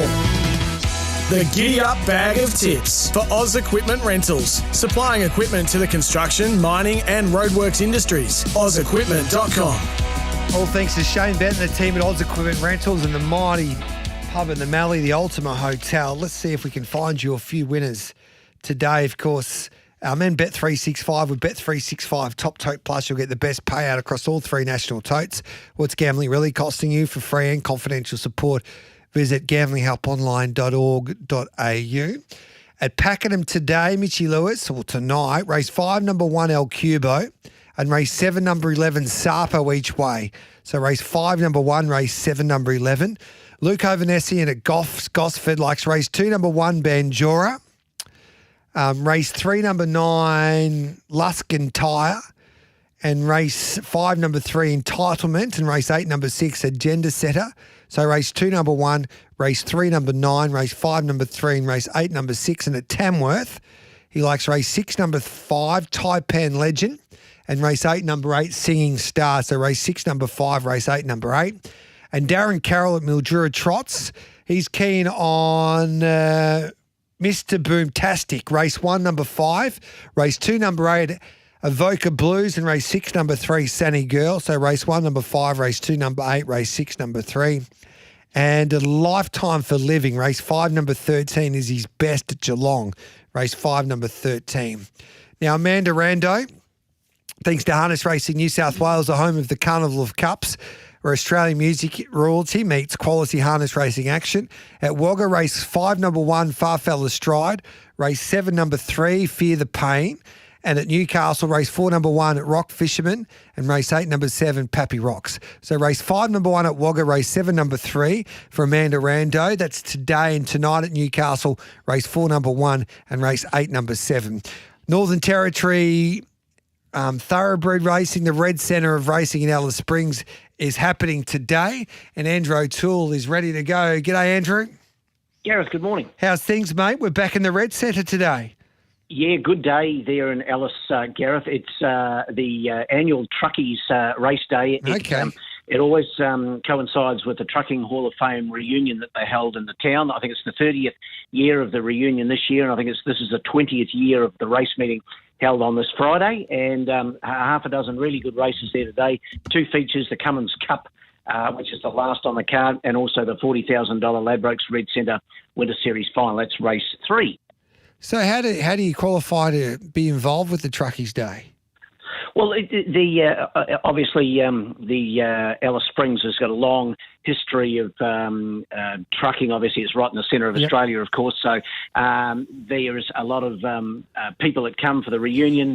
They have big functions there, big Hall of Fame functions and dinners, and God knows what, a big parade through the streets. So it's a big day for the town. You couldn't get a room in the hotels, I know, because I tried. So that's great. That's great for Alice Springs. And as I say, they're looking at a crowd of probably around about 1,000 people there at the races this afternoon, which would be great. How good is that? And there would be some great stories, I reckon, amongst those truckies there today, trying to back a winner. You could imagine, yes. No, they'll be there in their droves today, I'm sure. And the Alice Springs season seems to go longer. There's a few text messages coming through regarding, like, it's nearly 12 months of the year now for Northern Territory racing. There's plenty of opportunities for participants and punters. Look, that's right, Gareth. There's really no downtime for racing in the Territory. We both Alice and Darwin race about 3 times a month, so basically 3 weeks out of 4, give or take. There's no real downtime. We obviously after the carnival here in Darwin, it gets a little quieter, but we went to Catherine 2 weeks after Darwin Cup, and then we raced here last Saturday. Alice today, back to Darwin next week. So there's really no downtime, but. Anyway, that's what keeps the money going round. Yeah, 100%. And do you find, is it like trainers are based at both, or they go from carnival to carnival, or you've got your Alice Spring trainers and you've got your Darwin trainers these days? That's right. Most of them attend, or a number of them attend both carnivals, or the Alice Springs trainers based in the Red Centre. They'll bring a team to the top end, like Kerry Petrick and Kevin Lamprick, etc. And similarly, the Darwin trainers like Gary Clark, Phil Cole, and co. They'll take horses to the Alice Springs Carnival in April and the first week in May. So you don't have any trainers these days based with stables in both. Apart from probably Dick Leach, he's probably the only one, but he spends most of his time in the Red Centre these days. And how long does it take you to get from Alice Springs to Darwin by road? In a car, if you're going at 130, which you're allowed to in the Territory, it's about 12 odd hours, so it's a fair old hike. Yeah. Obviously, with horses on, it takes a bit longer, and they stop along the way at places like Daly Waters and Tennant Creek, and obviously feed and water the horses. So it's not something you can just do overnight. It's a hike. Just around the corner for those truckies, anyway. 12 hours is a short trip. That's dead right, mate. Yeah, you would have been asked for a few tips today. So how do they go about it? Yeah, look, it's a good card. The first, I think, number 1, Delusional Dictator might be the way to go. Had 2 or 3 runs in Darwin during the carnival, went really well, especially his last start, third behind Delusion. Dan McGilvray riding in Alice Springs today from Queensland, as is Christopher Meehan from Cairns. So a couple of visiting riders there today, and I thought Delusional Dictator could do the job in the first, so race 1, number 1. In the third, that's the $40,000 Winter Series final. I know Luskin Hero will be very hard to beat with 63 kilos, but I thought Jamaican Gold with 54.5. Sonia Logan, she rode 4 winners at the last Alice Springs meeting and has a good association with Lisa Whittle. This horse has won his last two, gets a big pull in the weights from Luskin Hero. I thought that might be good enough to make it 3 in a row. Race 3, number 5, Jamaican Gold. And in the last, I thought number 1, Flying Start in the Cummins Cup for Greg Connor and Christo Sardelic. The horse won this race last year, Gareth, but last year the race was 1,100 metres. It's 1,400 today. He's had just a one start back. This preparation was a very good third behind Expert Witness the other day. And his last campaign, his runs over 1,400 were good, even though he has yet to win at this trip. But I thought today was the day for Flying Start to make it 2 Cummins Cups in a row, race 6, number 1. Beautiful. Hopefully we hit the cash at Alice Springs. Last one, how from a turnover point of view and a crowd point of view, were you happy with the success of the Darwin Carnival? Very good carnival, Gareth. Yes, the crowds were pretty good overall, about 8,500 on Cup Day, and the turnover's solid right through. And from my point of view, the best part about the carnival, Gav, I didn't have to fill in a workers' comp claim form, so it was a safe How carnival. good was that? It was great. Yeah, very good. As a CEO, so your tip winner is the great tipster, and then the CEO of NT Racing. That is a great result. Will you enjoy the truckies in Alice Springs today, mate? Good on you, mate. Thanks, Gareth. There we go. There's Andrew O'Toole. It's 11 minutes past 10. So winning the tickets to Caulfield tomorrow in the Philip Stokes function, tickets worth around $245 each. So there was 2 tickets we gave away. Well done to Steve from Glenroy. So we'll give you a call, Steve, and you were the first person to answer our question correctly. It was the South Australian Derby. That was the last Group 1 winner that Philip Stokes had. So you can go to the races and enjoy a day on Philip Stokes. So we'll give you a call, Steve, and you can enjoy that day. Don't forget to get your staking plan in. We've got about 15 minutes before it closes off. 0499 736 736. So you're going to send in your staking plan for this weekend's racing. Whoever wins will get $100 to spend next week. Text messages coming through. I don't get this talk about Mr. Brightside not trialling well. He never has trialled well. And that's what J.L. Hayes pointed out yesterday, that he's not a great trialler, and we're happy with the way that he's trialled. And from all of our data that we get, that we monitor with him, he's right on track to run a big race. He's sound and he's happy. And he'll be right in the firing line there tomorrow in the Memsie Stakes. So that's what the camp's saying. But then you hear from Dean Evans from Winning Edge Investments that has been doing this for a long time, especially analysing trials, and he believes that he hasn't trialled at all well with his numbers, and he has trialled well before and a lot better. So that's why I think he's been easy in the market. And with the way that everybody's talking, despite the conditions, like this is the best setup he's had. He's won a couple of Memsies, but he doesn't get a better setup than this, really. Apart from the gate, he'll get a soft track, maybe a heavy track, which he adores, and he's hard to beat when he gets those conditions, plus 1,400 metres at Caulfield, which he loves. He's got a great record over that trip. So it'll be fascinating to see what price he comes out at, or what price he starts there tomorrow, Mr. Brightside. It's 13 minutes past 10. We'll take a break. We'll come back and wrap up. Giddy Up on this Friday morning.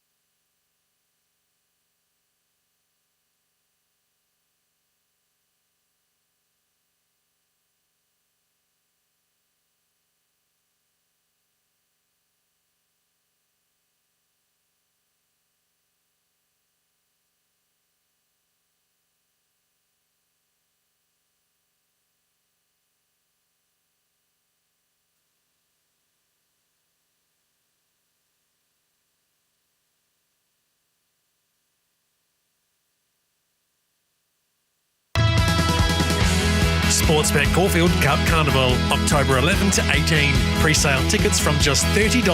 Book now at Ticketek. Live across Australia on SEN Track. Giddy up with Gareth Hall.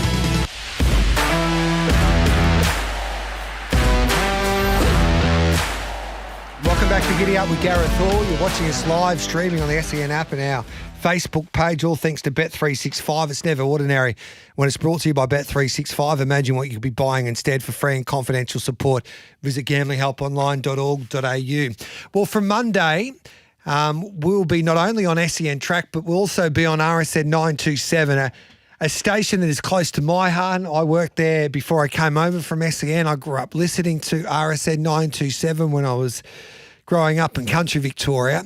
And the Sports Entertainment Network with Craig Hutchison purchased it. Hutchie, of course, just over 6 weeks ago. And from September 1st, RSN 927 will be part of the Sports Entertainment Network family. And we can't wait. It's exciting.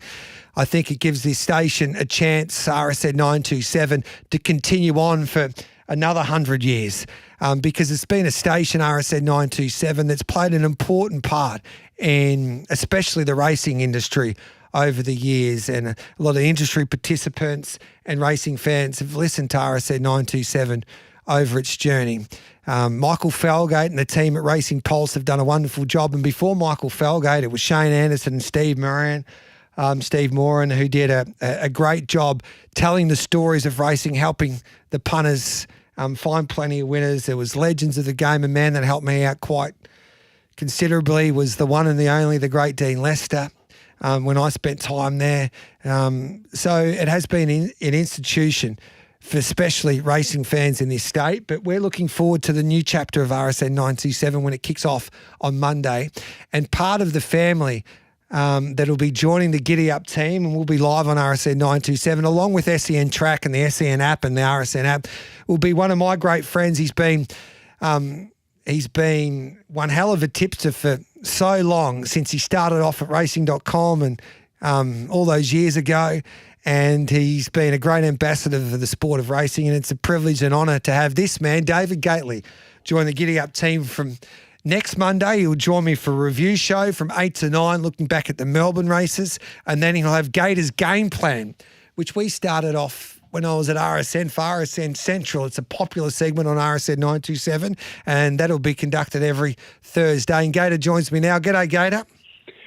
Hello, mate, and here to pretty much all of that, except for those kind words about me. We'll overlook those. But everything else you said about the history of RSN and the future of RSN are spot on. You know, I remember riding my bike to the tab, putting a bet on, and listening to it on RSN on the radio, and they've been a big part of my life. And it's for decades, and it's a great privilege to be able to continue that journey. Yeah, I think that's what Hutchie worked at RSN 927 as well. Yep. And Hutchie's one of us. He's a punter. He loves racing. He loves the people of the sport, and not just racing, not the thoroughbreds and the trots and the greyhounds. He loves the people across all three codes, and he understands the importance of having a racing station like RSN 927. And obviously it went up for sale, and it needed someone like Hutchie to come along to keep it going. That's the facts of it. And without Hutchie doing what he's doing, then RSN 927 probably wouldn't have that station. So now it gets a new chance to have a new chapter. And I'm excited about it. And as you pointed out, that like you and I worked on RSN 927 for 3 years, not only doing RSN Central, but also on the Saturday mornings. And it was a privilege to work like that Saturday morning panel, which is unmissable. We had Dino, yourself, and Warren Huntley. Mark Hunter came along, and Miles Fitzton will be hosting that on Saturday mornings from Saturday week with yourself and Mark Hunter. So RSN will be RSN like it is, and you can listen to it. You'll have most of the same people on it as well. And, looking forward to it, mate. And Monday's going to be a lot of fun. No, it certainly will. I think you're spot on with everything you say there. And, people do have a bit of trepidation when there's change, and I fully understand that. Yeah. But look, our goals are one and the same. We want to educate punters. We want to inform punters and entertain punters. I think sometimes we forget it's a sport, it's a hobby, it's a game. We all want to win, make no mistake, but, it's not life or death. We want to make it enjoyable and entertaining. And And that's really the mission parameter, I think, from our perspective, always has been. And Monday will be a lot of fun because I can't get anything wrong. You can't. All we're doing is reviewing. Mate, I'm batting 100% post-race. We'll be analysing you. Don't worry about that. We're on Fireball with your great mate King and Kane today. And we'll have, you got that right, you got that wrong. Your social media works brilliant when you talk to your many followers. Obviously, you do a great job on Sky Racing One on the weekends as well. So we'll analyse the big runs of the day, look at future plays, especially at this time of the year, Gator. It's fascinating to work out what horses we want to be backing going towards the big grand finals. And I think tomorrow is one of the great learning days of the spring because you get all these horses returning to the racetrack for the first time. No, you're spot on. And I was taught from a professional punter many moons ago. He loved a little futures play, and he would say, always watch their first up run, Gator. Yeah. So very much be all eyes on the Memsy. We saw the Winks last week in Sydney and the return of Via Sistina and Aliana, and that tells you straight away that they've come back well. Okay, they're not always going to hit the same mark probably, but they've obviously come back in great order. They're fit well and heading towards their respective grand finals. And I'm looking forward to learning a little bit from you as well. I remember when we did it on RSN and Gator's game plan would analyse which horses we should be backing and then working out how, like, it's a game, and you keep telling me this when we talk, you're learning all the time and you never stop learning. And that's why I think it's such a game that attracts a lot of people to it because, and there's the great Aidan O'Brien said, he goes, this is why this game's better than any other game because it's based on opinions. Now, you're going to get your opinion's going to be wrong and it's going to be right, but it gives you a chance to have an edge over others. And if you can get it right, you will be handsomely rewarded. Yep, no, spot on. And I think, we can cross-reference a number of sports with racing, but I think the main one, I certainly, when I was coaching footy, you learn a lot more from your losses than your wins. Yeah. So we have to, it's okay to lose, but don't lose the lesson, I guess is the rule. So, okay, we got that wrong on the weekend, but why did we get it wrong? What did we learn from that? How can we improve going forward? And you're right, you never stop learning. I mean, as you mentioned, the late, great Dean Lester, he was still saying that in his last 2 weeks. Yeah. So, if he's still learning, what hope have the rest of us got? And so the game plan, for instance, we'll be looking at it on a Thursday, but we're at the selection table and we're trying to pick the horses. And this will be a selection table when you're analysing what horses you want to go with on Saturday with great debate trying to pick your best side because you're looking at the weather report. Are you going to play 3 forwards or are you going to play the 3 key forwards or the small forwards or the key forwards because you don't know what's going to happen with the weather. So are you with Fangirl because you don't think the rain's going to come and it's going to be a soft 6 or better, or you're going to go with another wheeler or a horse like Tom Kitten that you think will be better off on a rain-affected track? So those are the different variables. If the rain comes during the day, what does that mean? So there's so many different variables that you've got to try and predict, which makes the game so, and you're not going to always get it right because it's impossible, but that's why we love it, I guess. No, spot on. And, I think this race in particular is one we need to keep a close eye on things as we get closer to the race from a punting perspective.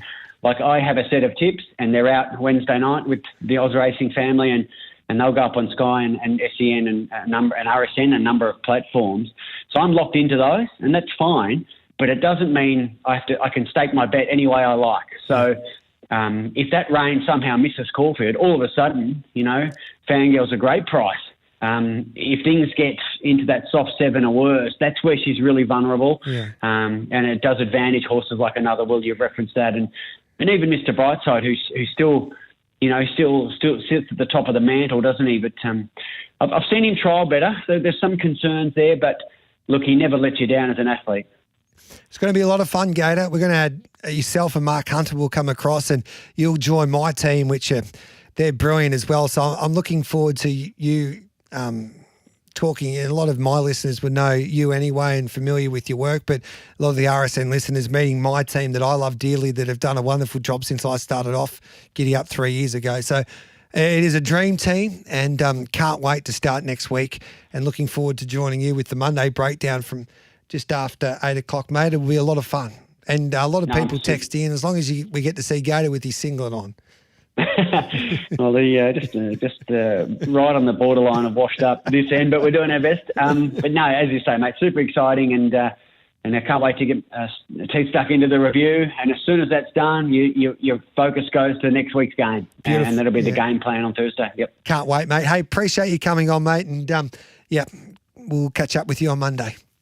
Can't wait for it. Thanks, mate. He's a great man, David Gately. And then Mark Hunter will join me for the Hunter's Edge on the Friday morning. He'll be from 8 to 9. We'll dissect the Melbourne meeting that Saturday afternoon. And then Mark and David Gately, along with Miles Fitzner, every Saturday morning from 8 to 9 o'clock. And then the Newton boys, they're great boys. Very, very good at what they do. They will lead the charge on a Saturday morning with the first word. And that is from 6 to 8 o'clock on RSN. And SEN Track will it'll be business as usual for us. I'll be with Tags and also Joshy Jenkins from 8 to 9 with the odds couple, and then we've got winners. So we've got it all covered, and as Hutchie prides himself on here at SEN and the Sports Entertainment Network, you'll be able to have a choice, and you can listen to whatever you want on the SEN platforms, the SEN app, and now the RSN platforms as well. Shane Bennett, he's off to the Ultima Hotel, so go and say good day to him this week. Thanks for your company. I'll be back tomorrow.